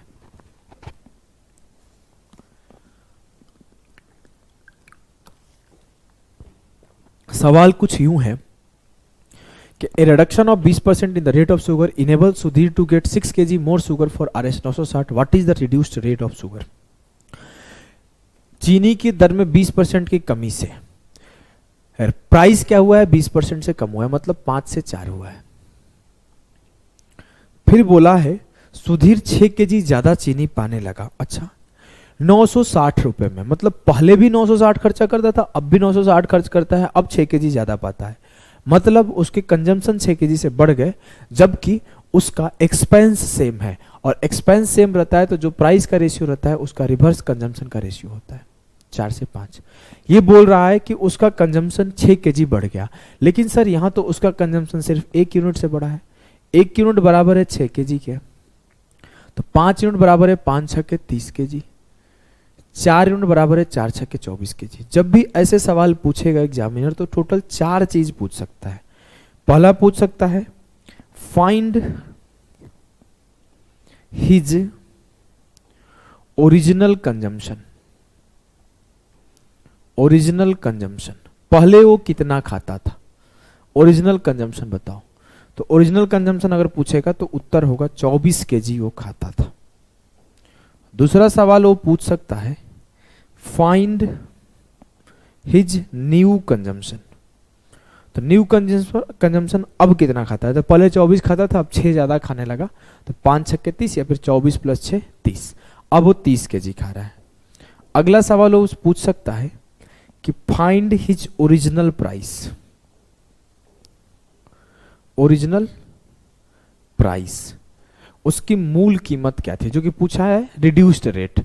और दूसरा पूछ सकता है फाइंड इट्स न्यू या फिर रिड्यूस्ड प्राइस। अब देखो 24 kg खाता था 960 रुपए में, तो 960 में 24 kg, तो 1 kg का दाम 960/24 कितना आया 40। तो पहले उसका प्राइस था 40, तो 5 यूनिट बराबर है 40 के, तो 1 यूनिट बराबर है 8 के, तो 4 यूनिट बराबर है 4 8 32 के। तो उसका प्रीवियस प्राइस था 40, उसका न्यू प्राइस है 32। आपसे न्यू पूछा है तो 32 टिक कर दो। क्लियर? टोटल 4 चीज पूछा जा सकता है, 4 का 4 निकाल लोगे? हाँ सर, सबका सब निकाल देंगे। तो चलो एक सवाल देता हूं, निकालो। ICAR का आया हुआ सवाल है 2023 का, इसको आपको खुद से सॉल्व करना है और चारों चीज निकालना है। ऐसा नहीं जो पूछा है सिर्फ निकालना है, चारों चीज निकालना है। चलो इस सवाल को सॉल्व करो। पहली बार ये सवाल कैट में पूछा गया था, उसके बाद दोबारा ये सवाल CGL 2021 जो कि अप्रैल 2022 में हुआ था, इस पर 2 सवाल पूछा गया है। मैं दोनों लेकर आया हूं, बारी बारी से सॉल्व करना है। आई गारंटी फर्स्ट टाइम में ऐसे सवाल मिस्टेक हो जाते हैं, समझ में नहीं आते हैं, तो पहले आपको इसके लैंग्वेज को समझना है। बोला है कि इन अ manufacturing unit it was noted that the price of raw material has increased by 25% and the labor cost has gone up from 30% of the cost of raw material to 38% of the cost of raw material.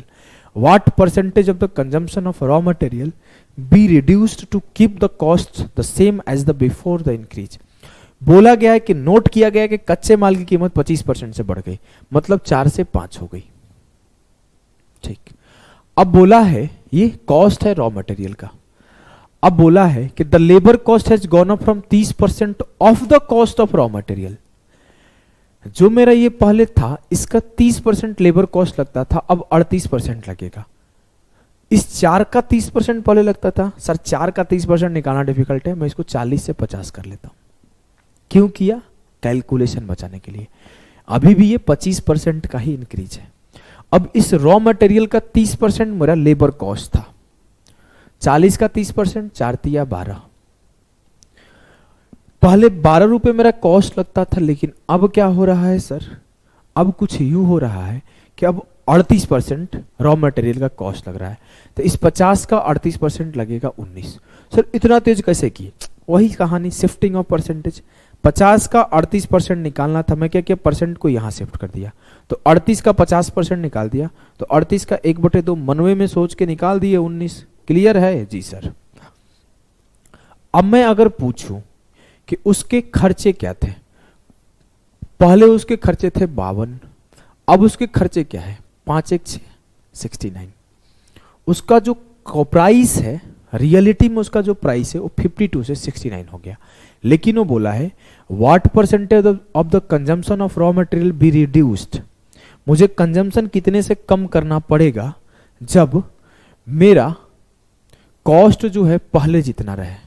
मतलब वो अपना expense में कोई change नहीं करेगा भैया, there is no change in his expense.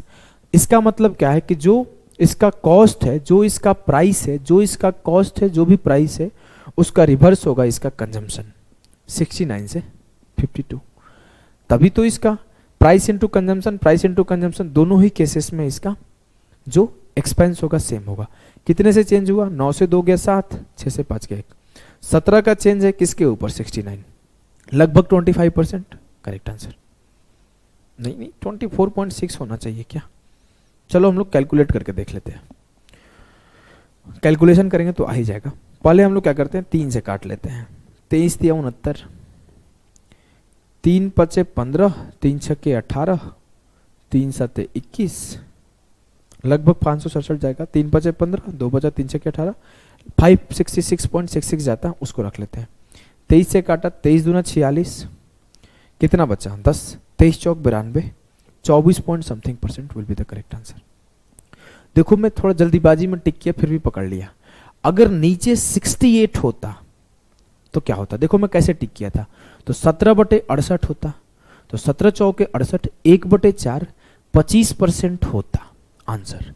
लेकिन नीचे बड़ा है तो उत्तर 25 से छोटा होगा, तो उत्तर ये होगा। मैं गलती से ये टिक कर दिया था, तो आपको मैं कैसे टिक किया था ये भी बता दिया। अगर नीचे 68 होता तो 17 चौके 68, 1/4 25% होता, लेकिन ये तो नीचे 69 है, बड़ा नंबर है, तो उत्तर 25 से जस्ट छोटा होगा, तो उत्तर सी होगा। समझ गए ना, इस छोटी सी चीज को ध्यान देना है कि ऑप्शन सी आंसर होगा। Either you must have go by calculation, और ऐसे जब भी आप कैलकुलेट करते रहो तो उस टाइम पे एक चीज ध्यान रखो, ऐसा नहीं कि पूरा कैलकुलेट करना है। आप एक टेबल पढ़े 23 दूना 46, एक बार देख लिया, अच्छा 2 2 सब में है। अगला 23 चौका 92 पढ़े तो 0 है, ये 5 है, मतलब सेकंड डिजिट से मैं काट दिया। एक ही ऑप्शन पॉसिबल है, फर्स्ट डिजिट से नहीं कट रहा है, सेकंड डिजिट से मैक्सिमम केसेस में कट जाएगा सारे ऑप्शन, ध्यान रखना है, ठीक है जी सर। अगले सवाल पे चलो, जल्दी से सॉल्व करो, सेम टाइप का सवाल है। क्या बोला है, the price of the raw material has gone up by 15%। Raw material 15% से बढ़ गया, इट मीन 20 से 23 हो गया। Labour cost has also increased from 25% of the cost of raw material to 30%। पहले जो लेबर कॉस्ट 25% लगता था, इसका 1/4 5 लगता था, अब इसका 30%, 23 या 69 6.9 लगने लगा। बोला है कि by how much % should there be reduction in the usage of raw material so as to keep the cost same. Expense को सेम रखने के लिए हमें कंजम्पशन में क्या चेंज करना पड़ेगा। मेरा प्राइस लागत क्या है, 20 5 25 लागत है यहाँ पे, लेकिन अब लागत 23 6 29.9 हो गया। मेरा प्राइस का चेंज ये है, तो कंजम्पशन का चेंज क्या होगा, 29.9 से 25 कितने का कमी है, 4.9 का, किसके ऊपर 29.9 इंटू 100। ये चेंज होगा तो मेरे कोई भी एक्सपेंस में चेंज नहीं होगा। एक डेसिमल इसका उड़ाया, एक डेसिमल इसका उड़ाया, तो मेरे आगे 4900/299। अगर मैं इसको 300 मान लूं, 300 लगभग 16.66 जाएगा। अगर ये 300 होता तो क्या होता, 49/3 होता, 2 0 से 2 0 खत्म हो जाता, 16.33 जाता। 16 से जस्ट बड़ा जो होगा वही आंसर होगा, 17%। उतना दूर दूर ऑप्शन है तो यूज करो ना इसको। अगर ऑप्शन क्लोज रहता है तो पूरा सॉल्व करना है, ऑप्शन क्लोज नहीं है, दूर दूर है, तो ऑप्शन का यूज करके निकल जाओ। क्लियर है जी सर। आ जाओ अगले सवाल को सीखते हैं। अगला सवाल है हमारा इनकम एक्सपेंडिचर बेस्ड। देखो एक जनरल मेथड होता है, इसको जनरल सिखाऊंगा, और एक एलिगेशन मेथड होता है, एलिगेशन मेथड भी सिखाऊंगा मैं आपको। कोशिश करो सॉल्व करने का। उसको एलिगेशन बोल सकते हो, उसको वेटेड एवरेज बोल सकते हो, जो बोलना है सो बोलो, लेकिन मैं आपको 2 मेथड सिखाऊंगा। पहला मेथड सिखाऊंगा बेसिक। बेसिक क्या है, बोला है ए स्पेंड 65% ऑफ हिज इनकम। अगर वो 65% इनकम खर्च करता है तो 65/100, 13 5 65, 20। इट मीन्स वो अगर 20 कमाता है, 13 खर्च करता है, तो 7 बचाता है। जी हाँ, जी हाँ, एकदम सही है आपकी बात, कहीं पे भी कोई कंफ्यूजन नहीं है। अब अगर मैं बोलूं कि वो बोला इनकम उसका 20.1% से इंक्रीज हो गया, अब मैं इस 20 को अगर 20.1% से इंक्रीज करूं तो दिक्कत होगा, क्योंकि 20 का 20.1% कस्ट होगा। मैं क्या बोला कि मैं 2 0 अपने पॉकेट से निकाल के डाल दिया।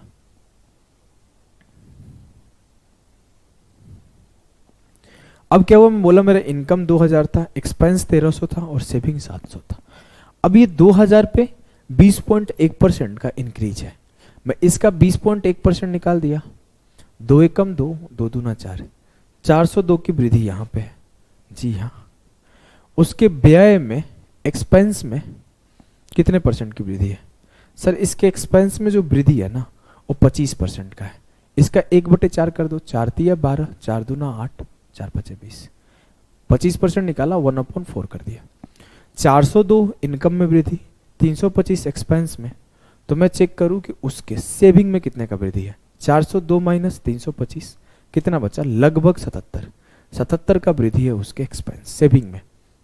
मैं चेक करूं कितने परसेंट का चेंज है, 7 से काटा, 700 पे 77 का वृद्धि था, 100 पर 11 का वृद्धि है, इट मीन्स 11% का इंक्रीज है। ये है इसका बेसिक अप्रोच। लेकिन बस इसी में हम लोग वेटेड एवरेज बोल सकते हो या फिर एलिगेशन बोल सकते हो, उस कॉन्सेप्ट को लगा देंगे एक लाइन में। आपको पता है, मैं बोलूं एक्सपेंस में कुछ का इंक्रीज है, मैं बोलूं सेविंग में कुछ का इंक्रीज है, तो जब दोनों को मिलाऊंगा तो मेरे इनकम में कुछ का इंक्रीज आएगा। ध्यान से सुनना, एलिगेशन कब लगाते थे हम लोग? एलिगेशन तब लगाते थे जब हम बोलते थे कि बॉयज का कोई चेंज है, गर्ल्स का कोई चेंज है, और ओवरऑल स्कूल क्या, ओवरऑल घर का कोई चेंज है, वैसे जगह पे एलिगेशन लगाते थे। हम लोग का यहाँ पे भी सेम कहानी है। एक्सपेंस का कोई चेंज है, सेविंग का कोई चेंज है, इनकम का कोई चेंज है, लगा दो, लगा देते हैं। मेरे से बोला गया जो एक्सपेंडिचर है वो 25% से बढ़ा, तो यहाँ पे मैं एक्सपेंडिचर लिखूंगा, यहाँ पे मैं सेविंग लिखूंगा, यहाँ पे मैं इनकम लिखूंगा, और यहाँ पे एक्सपेंडिचर वर्सेस सेविंग जो दिया है वो लिखूंगा। ध्यान देना, बस एलिगेशन लगाना, थोड़ा तेज हो जाएगा, कैलकुलेशन बचेगा। आप यहाँ पे भी डायरेक्ट वेटेड एवरेज लगा सकते हो अगर आता है तो। अब देखो, मेरे से बोला गया कि मेरा जो एक्सपेंडिचर है वो 25% से बढ़ा, जी हाँ। मेरा सेविंग में इंक्रीज डिक्रीज निकालना है, इसको घेर देते हैं। मेरा इनकम इंक्रीज है 20.1 से, जी हाँ। और बोला गया मैं 65% खर्च करता था, मतलब 65 खर्च करता था तो कितना बचाता था? 35। तो 13:7 में मेरा income ratio saving, expense ratio saving था। 65% मैं खर्च करता था तो 35% में बचाता था। रेशियो काटा, 13:7 आया। क्लियर? जी सर, एकदम क्लियर है। अब मैं अगर सॉल्व करूं, आपको पता है रूल क्या होता है, बड़े वाले से छोटे को घटाना होता है। 25 से 20.1 को घटाया, कितना आया? 4.9। 7 यूनिट बराबर है 4.9, मतलब 0.7 गुना हो रहा है, तो ये भी 0.7 गुना हो जाएगा। 13 7 91, 9.1 हो जाएगा। बड़े वाले से छोटे को घटाना होता है, कंफर्म है कि ये छोटा होगा क्योंकि ये बड़ा है, तो 20.1 से 9.1 माइनस करो, 11% का इंक्रीज होगा सेविंग में। क्लियर है? जी सर। आ जाओ, एक आधे सवाल और लगाओगे ज्यादा अच्छे से क्लियर हो जाएगा। बोला है राघव स्पेंड करता है 80% ऑफ हिज इनकम। 80% एक्सपेंड करता है तो बचाता कितना होगा सर? 20%। तो 80:20 अगर आप लिखोगे तो यही करोगे ना, 4:1। ये इसका एक्सपेंस और सेविंग का चेंज है, जी हाँ। बोला है कि उसका इनकम इंक्रीज हुआ 12% से, इनकम 12% बीच में लिख देना है। फिर बोला है सेविंग डिक्रीज हुआ है 10% से। अब यहां एक्सपेंस है, यहां सेविंग डिक्रीज हुआ है 10% से, खुद ही बोला है, तो 10% डिक्रीज पे -10 लिख दो। आपको पता है बड़े वाले से छोटे को घटाना होता है। 12 से 10 घटाया, 12 माइनस -10 क्या हो गया? 22। 4 का कितना गुना है? 4 5 20, 4 5 20, 5.5 गुना है, ये भी 5.5 गुना होगा, तो ये 1 का 5.5 हो गया। 12% प्लस 5.5%, ये होगा आपका 17.5%। तभी तो 17.5 से 12 घटा के 5.5 आएगा, जी हाँ। मेरा व्यय में कितने का चेंज है? 17.5% का। क्लियर? जी सर, एकदम क्लियर है, मजा आ गया करके। अगले सवाल को करो। बोला है मोनिका स्पेंड करती है 72% ऑफ हर इनकम। 72% खर्च करती है तो बचाती कितना होगी? 28%। अगर आप लिखोगे 72:28 तो काट दोगे, 18 चौके 72, 4 7 28, तो उसका जो एक्सपेंस और सेविंग है 18:7 है। अब बोला है उसका इनकम इंक्रीज हो गया 20% से, ठीक है 20% से इंक्रीज कर दो। अब बोला है कि सेविंग इंक्रीज हो गया है 15% से, सेविंग 15% से इंक्रीज है, मुझे इंक्रीज निकालना है एक्सपेंडिचर का, ठीक है। 20 से 15 गया 5, 18 यूनिट बराबर है 5 के, तो 1 यूनिट बराबर होगा 5/18, तो 7 यूनिट बराबर होगा 7 5 35/18। इट मीन्स 18 एकम 18, 18 8 18 9 162, लगभग 7 यूनिट बराबर होगा 1.9 के। मैं बोला 18 बराबर है 5 के, तो 1 बराबर है 5/18 के, 7 बराबर है 35/18 के, तो इसका मतलब वो 7 बराबर है लगभग 1.9 के। अब यहाँ बड़े से छोटा घटाया गया है, तो यहाँ बड़े से छोटा घटाया गया होगा, तो 20 में 1.9 ऐड कर लो, तो 21.9% का वृद्धि होगा। तो 21.9 से 20 घटा के 1.9 आ रहा होगा। ऑप्शन सी 21.9% का चेंज है।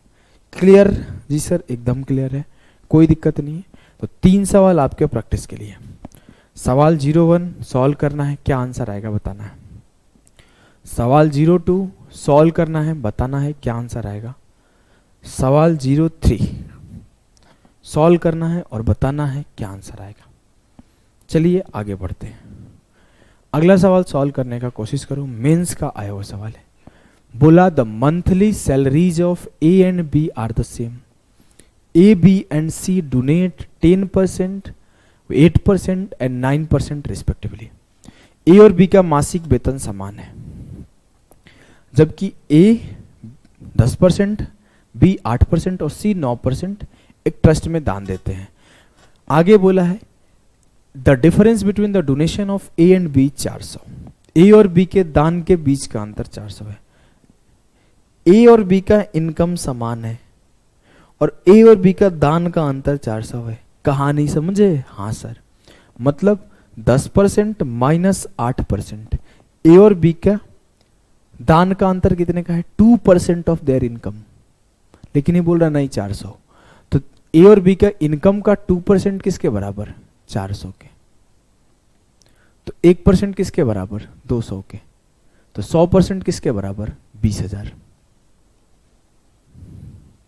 तो पहला कहानी आपका क्या आया कि जो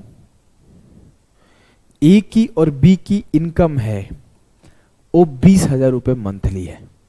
बहुत अच्छे लोग हैं, 20,000 कमाते तो भी दान देने का क्षमता रखते हैं। यहां लोग लाखों कमा के नहीं देते। फिर बोला है कि the total donation of A and B is 900 more than that of C. अब ए और बी का पूरा डोनेशन सी से 900 ज्यादा है। मैं ए और बी का पूरा डोनेशन निकालूं, क्या है? ए का 10% और बी का 8%, तो 10 और 8 18% है। इसका 18% निकालो, 18 दूना 36। तो ए और बी का डोनेशन कितना है? 18% इसका निकाला 3600। और ये जो डोनेशन है ये 900 ज्यादा है सी से, तो इसमें से 900 अगर मैं माइनस कर लूंगा तो सी का डोनेशन कितना आ जाएगा? 2700 आ जाएगा। जी हाँ सर, आ जाएगा। खुद बोला है कि जो ए और बी का मिल के डोनेशन है, तो 10 और 8 18%, दोनों का डोनेशन मिला के 18%, 18 दूना 36 हो गए। ये सी से 900 ज्यादा है तो 900 घटा दिया, तो सी का डोनेशन 2700 आ गया। जी हाँ, लेकिन बोल रहा है कि सी का डोनेशन तो सिर्फ 9% है, लेकिन यहां तो सर सी का डोनेशन 2700 आया, तो 9% बराबर है 2700 के, 1% बराबर है 300 के। तो सैलरी ऑफ सी 100% बराबर होगा 30,000 के। क्लियर है? एकदम सर, कोई दिक्कत, कोई दुख, कोई दर्द, कोई पीड़ा, कोई परेशानी नहीं है। चलो अगले सवाल को आप करके दिखाओ, क्या आएगा आंसर। चलो करके बताओ। सवाल है A B and C donate 8%, 7%, 9% of their salaries respect, pause करके सॉल्व करो, respectively to a charitable trust. The salary of A and B are the same. A और बी का सैलरी सेम है and the difference between their donation is 259, और उनके बीच का donation का अंतर 259 है। सर ए 8% दे रहा है, बी 7% दे रहा है, उनके बीच डोनेशन का अंतर कितने का है? 1% का। लेकिन ये तो बोल रहा है 259 का है, तो 1% बराबर है 259 के, तो 100% किसके बराबर? सर 100% बराबर होगा 25,900, और जो ए और बी की सैलरी होगी वो भी 25,900 होगा। क्लियर? जी सर। अगला लाइन बोला है कि the total donation of A and B is 1185 more than that of C. जो ए और बी की कुल दान है वो सी की तुलना में 1185 ज्यादा है। ए और बी की कुल दान कितना है? 15%। इसका 15% निकालो, 15 नम्मा 135, 13 बचा, 15 बचे 85 और 15 बचे 75 और 13 कितना होगा? 88 की 8 हाथ में लगा 8, 15 दूना 30 और 8 38। ए और बी मिलके 3885 डोनेट करते हैं, लेकिन बोला गया है कि ये सी से 1185 ज्यादा है, तो माइनस कर लो 1185, माइनस किया तो 38 माइनस 11 2700 आ गया। सी का जो डोनेशन है वो 2700 है। नहीं सर, जो सी का डोनेशन है वो 9% है, तो 9% ऑफ सी डोनेशन बराबर है 2700, 1% ऑफ सी डोनेशन बराबर है 300, 100% ऑफ सी डोनेशन बराबर है 30,000। सॉरी, 100% ऑफ सी सैलरी, सी का 9% सैलरी बराबर है 2700, तो सी का 100% सैलरी बराबर होगा 30,000। क्लियर? अब मुझे सी का सैलरी पता है, मुझे ए का सैलरी पता है, मुझे बी का सैलरी पता है, सब कुछ पता है। पूछा क्या गया है, the total donation of A and C is what percentage of total salaries of A B and C. मस्त सवाल है। ए का डोनेशन कितना है, 25,900 का 8%, तो 8 गुणे 25,900%, 25,900 बटे 100 लिखो, तो 8 नंबर 72, 7 हुआ, 25 8 है 200 और 7 207, 2072 ए का डोनेशन है, सी का डोनेशन 2700। ये जो दोनों डोनेशन है वो ए बी और सी के टोटल सैलरी का कितना परसेंट है। ए की सैलरी कितनी 25,900, बी की सैलरी कितनी 25,900, सी की सैलरी कितनी 30,000। इसका कितना परसेंट है निकालना है। 2 जीरो से 2 जीरो खत्म हो गया, 259, 9 9 9 18 की 8, 1 बचा, 5 5 10 और 1 11, 2 2 4 3 7 1 8, 818, ऊपर कितना है 72 और 20 27 47, 4772 अपॉन 818। अगर ले जाओगे 8 छक्के 48, 6 से थोड़ा सा छोटा आएगा आंसर, तो 6 वाला आ नहीं सकता, 6 से छोटा एक ही है। अगर मैं 800 से ले जाऊं, मेरे को 818 से नहीं ले जाना, हम सिर्फ 800 से ले जा रहे हैं मान लो, तो 8 छक्के 48 6 से कम आएगा। जब वो 800 से डिवाइड करने पर 6 से कम आ रहा है, तो 818 से डिवाइड करूंगा तो डेफिनेटली 6 से कम आएगा। It means answer will be 5.8%। मस्त सवाल है, तगड़ा सवाल है। एक सवाल आपके लिए होमवर्क इसी टाइप में करने का कोशिश करना, आंसर जरूर बताना। चलो नेक्स्ट देखते हैं। नेक्स्ट सवाल है सीपीयू का आया हुआ, करने का कोशिश करो। बोला है the monthly salary of a person was 1,60,000, he used to spend on 3 heads. एक व्यक्ति की मासिक वेतन 1,60,000 था, वह 3 जगह पर खर्च करता है।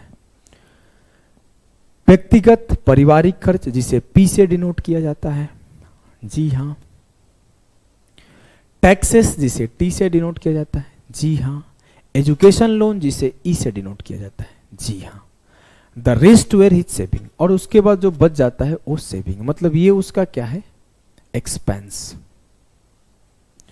व्हेन आगे बोला है P was 50% of the income, जो उसकी पी है वो इनकम की 50%, में इनकम मान लिया 100 है, इसका 50% पी होगा 50, ठीक है।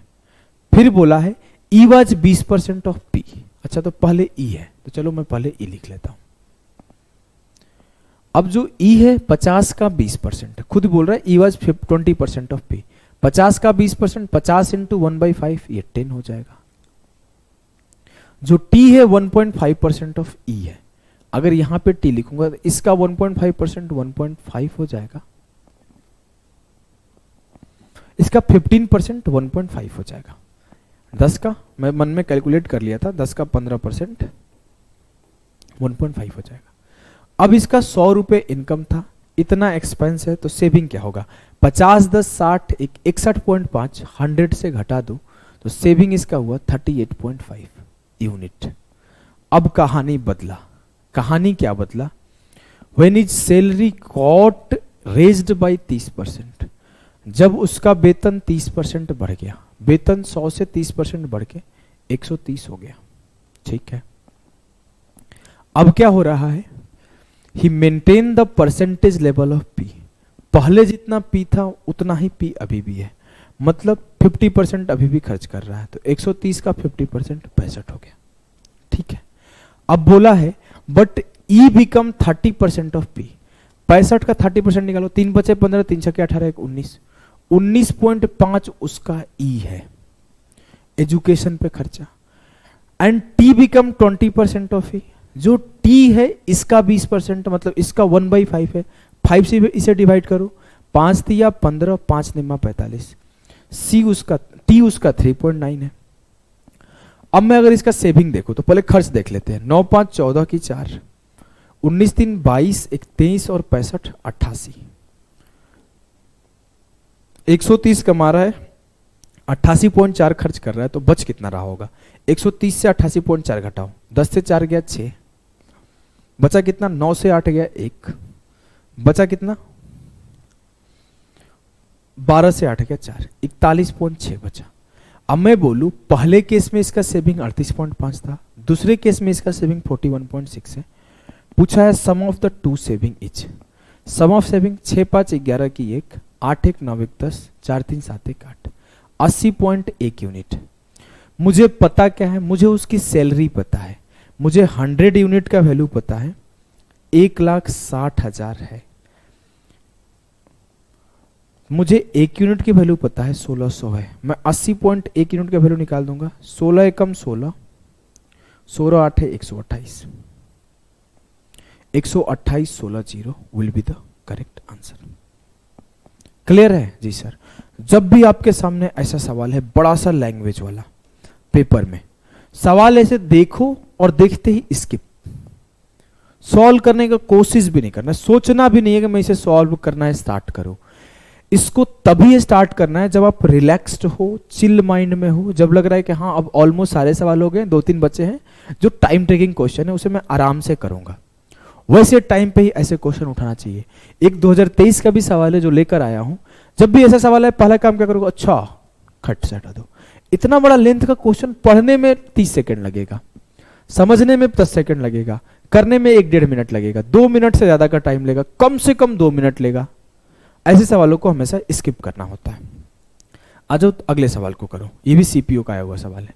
बोला है the monthly salary of a person was Rs 50,000, ठीक है। He used to spend on, same type का सवाल है, फैमिली एक्सपेंस, टैक्स और चैरिटी। 3 जगह खर्च करता है, वो ई पे खर्च करता है, वो टी पे खर्च करता है, वो सी पे खर्च करता है।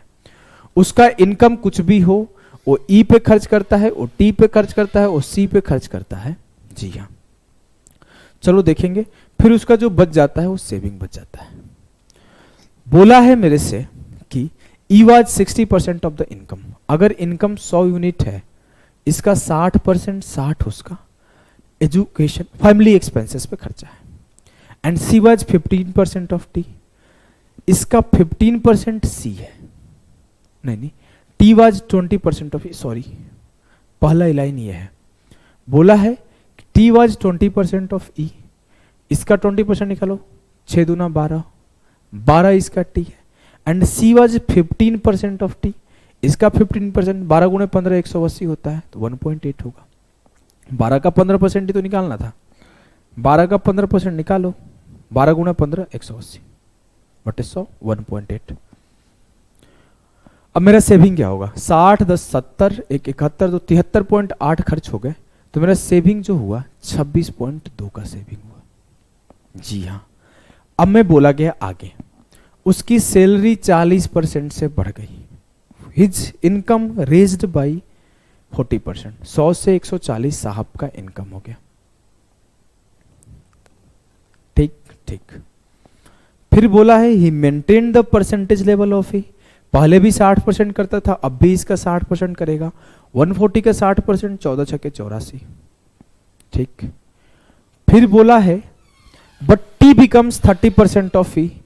अब इसका 30% टी हो गया, टी बिकम्स 30% ऑफ ई, इसका 30% निकालो, 3 से पढ़ा पढ़ो, 3 चौके 12 और 3 बटे 24 से 25, 30% इसका होगा 25.2।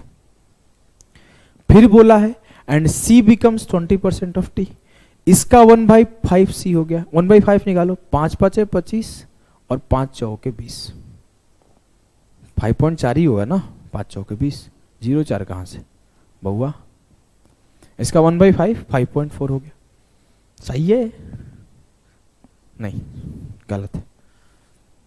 मेरे से बोला गया है कि C बिकम्स 20% ऑफ T, तो 25.2 का 20% मतलब 1/5 निकालो, 5 से काटा 5 बचे 25, ऊपर से आया 2 नहीं जाएगा तो 5.04 ही होगा, सही था।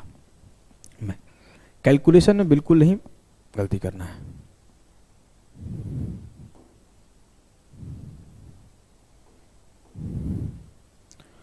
.04 इसका सी था। अब अगर मैं बोलूं कि उसका एक्सपेंस कितना था, सबको जोड़ो, 2 4 5 5 10 4 14 की 4 8 2 10 1 11 114.24 उसका एक्सपेंस था। 140 में 114.24 खर्च हो गए तो बचे कितने, 25.76। ये उसका सेविंग है। अब आपको उसका सेविंग पता है, पूछा गया है सेविंग का डिफरेंस क्या होगा। 26.20 से घटा दो, 10 से 6 गया 4, 11 से 7 गया 4, 5 से 5 गया 0, 0.44 उसका सेविंग है। जो भी आंसर आएगा 11 का मल्टीपल आएगा, काम खत्म।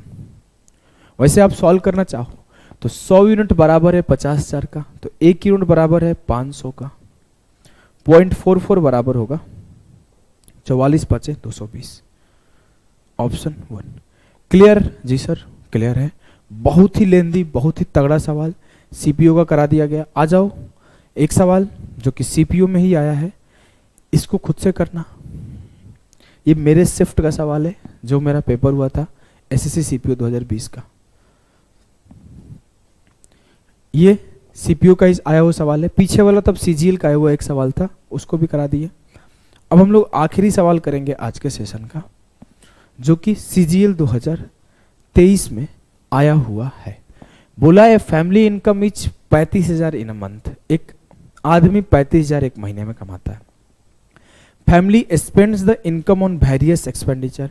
फैमिली अपना पैसा बहुत जगह खर्च करती है, जैसे कि food, education, food, health, education, entertainment and 5 चीजों में। After incurring all the expenditure, सारा खर्चा करने के बाद 8% मंथली सेव करता है। हर महीने 8% की बचत होती है। The expenditure on health is 50% more than that of food. जो उसका हेल्थ पे एक्सपेंडिचर है वो फूड से 20% ज्यादा है। अगर मैं यहां फूड लिख दूं और यहां हेल्थ लिख दूं तो मेरे को बोला है the expenditure on health is 50% more than that of food. अगर फूड पे 2 है तो हेल्थ पे 3 होगा। 50% का मतलब 1/2 होता है, 2 से 3। जी हाँ। फिर बोला है मेरे से एक बात, while food is 3 times of the expenditure on entertainment। जो फूड का एक्सपेंडिचर है वो 3 गुना है इंटरटेनमेंट का। अगर मैं इसे एंटरटेनमेंट से डिनोट करूं तो एंटरटेनमेंट पर अगर 1 रुपये खर्च है तो फूड पे 3 रुपये खर्च है। वो खुद बोला है कि food is 3 times of the expenditure on entertainment. अगला line, the expenditure on health is half of the expenditure on education. जो एक्सपेंडिचर पे खर्चा है वो आधा है एजुकेशन के खर्चे का। Expenditure on health is half of the expenditure on education, मतलब जो भी आपका हेल्थ पे खर्चा है इसका आधा खर्च हो रहा है। ये आधा है किसका, एजुकेशन का। ध्यान से पढ़ो, देखो बोला है वही स्वास्थ्य पर होने वाला खर्च शिक्षा पर होने वाले खर्च का आधा है। मतलब जो एजुकेशन में खर्च हो रहा है वो 6 का हो रहा है, तभी जाके हेल्थ 3 का है। क्योंकि अगर ये 3 है तो ये 6 होगा। सीधा सीधा बोल रहा है एजुकेशन का आधा हेल्थ है तो एजुकेशन का आधा कर दिया। अगला line, the expenditure on rent is. जो रेंट पर एक्सपेंडिचर है 1/3 of the combined expenditure on food, health and education. जो किराए पर खर्चा हो रही है वो भोजन, स्वास्थ्य और शिक्षा, भोजन, स्वास्थ्य और शिक्षा का 1/3 है। 3 2 5 6 11। जो इसका रेंट का खर्चा है वो 11/3 है। खुद बोल रहा है इन तीनों का 1/3 है सम का। अब मैं सबको बराबर करता हूं। मैं क्या किया, फूड का यहां 2 था, फूड का यहां 3 था, तो इसमें 3 से मल्टीप्लाई कर दिया पूरे में, और इस पूरे में मैं 2 से मल्टीप्लाई कर दिया। तो मेरा एंटरटेनमेंट का खर्चा 2 यूनिट, मेरा फूड का खर्चा 3 दूना 6 यूनिट, मेरा हेल्थ का खर्चा 3 तिया 9 यूनिट, मेरा एजुकेशन का खर्चा 3 छके 18 यूनिट, मेरा रेंट का खर्चा 11 यूनिट। ये मेरा क्या है, उसके एक्सपेंसेस है। टोटल एक्सपेंस कितने हैं, 6 2 8 9 17 17 18 35 10 45 1 46 46 यूनिट उसके टोटल खर्चे हैं। लेकिन उसको रियलिटी में कितने खर्चे हैं? सर 35,000 कमाता था, 8% बचाता था, तो उसके 35,000 के 92% खर्चे हैं, तो 35,000 के 92% उसका खर्च है। 46 यूनिट बराबर है इसके, मेरे से पूछा गया है एजुकेशन पे कितने खर्चा था, एजुकेशन पर 18 यूनिट का खर्चा है, तो आपसे 18 यूनिट का वैल्यू पूछा है। आसान भाषा में 9 का मल्टीपल आएगा जो कि एक ही ऑप्शन है। वैसे सॉल्व करके देखते हैं। 46 से काटा 46 दूना 92, 0 0 खत्म, 1 यूनिट बराबर हो गया 350 इंटू 2 700, 18 यूनिट बराबर हो गया 18 into 700, 18 7 126, 12,600, 12,600 will be the correct answer. Clear है जी सर? आपका बूस्टर सेशन 02 कंप्लीट हुआ। एक सेशन और बूस्टर में मिलेगा जिसमें मैं आपको इलेक्शन बेस्ड, वेन डायग्राम और थोड़े बहुत कमीशन बेस्ड जो कि आ नहीं रहे, सबसे ज्यादा जो आ रहे हैं इलेक्शन बेस्ड आ रहे हैं, तो इसके सबसे ज्यादा सवाल रहेंगे। एक रिमेनिंग वाला कॉन्सेप्ट बचा है, दो तीन कॉन्सेप्ट बचे हैं, उसको हम लोग कवर करेंगे अगले में, और पूरा ओवरऑल हाई लेवल प्रैक्टिस आपका हो जाएगा। सवालों के लेवल आपको देख के पता चल रहा होगा कैसी प्रैक्टिस है। आज के लिए इतना ही, मिलते हैं नेक्स्ट क्लास में, तब तक के लिए टाटा बाय बाय सभी को।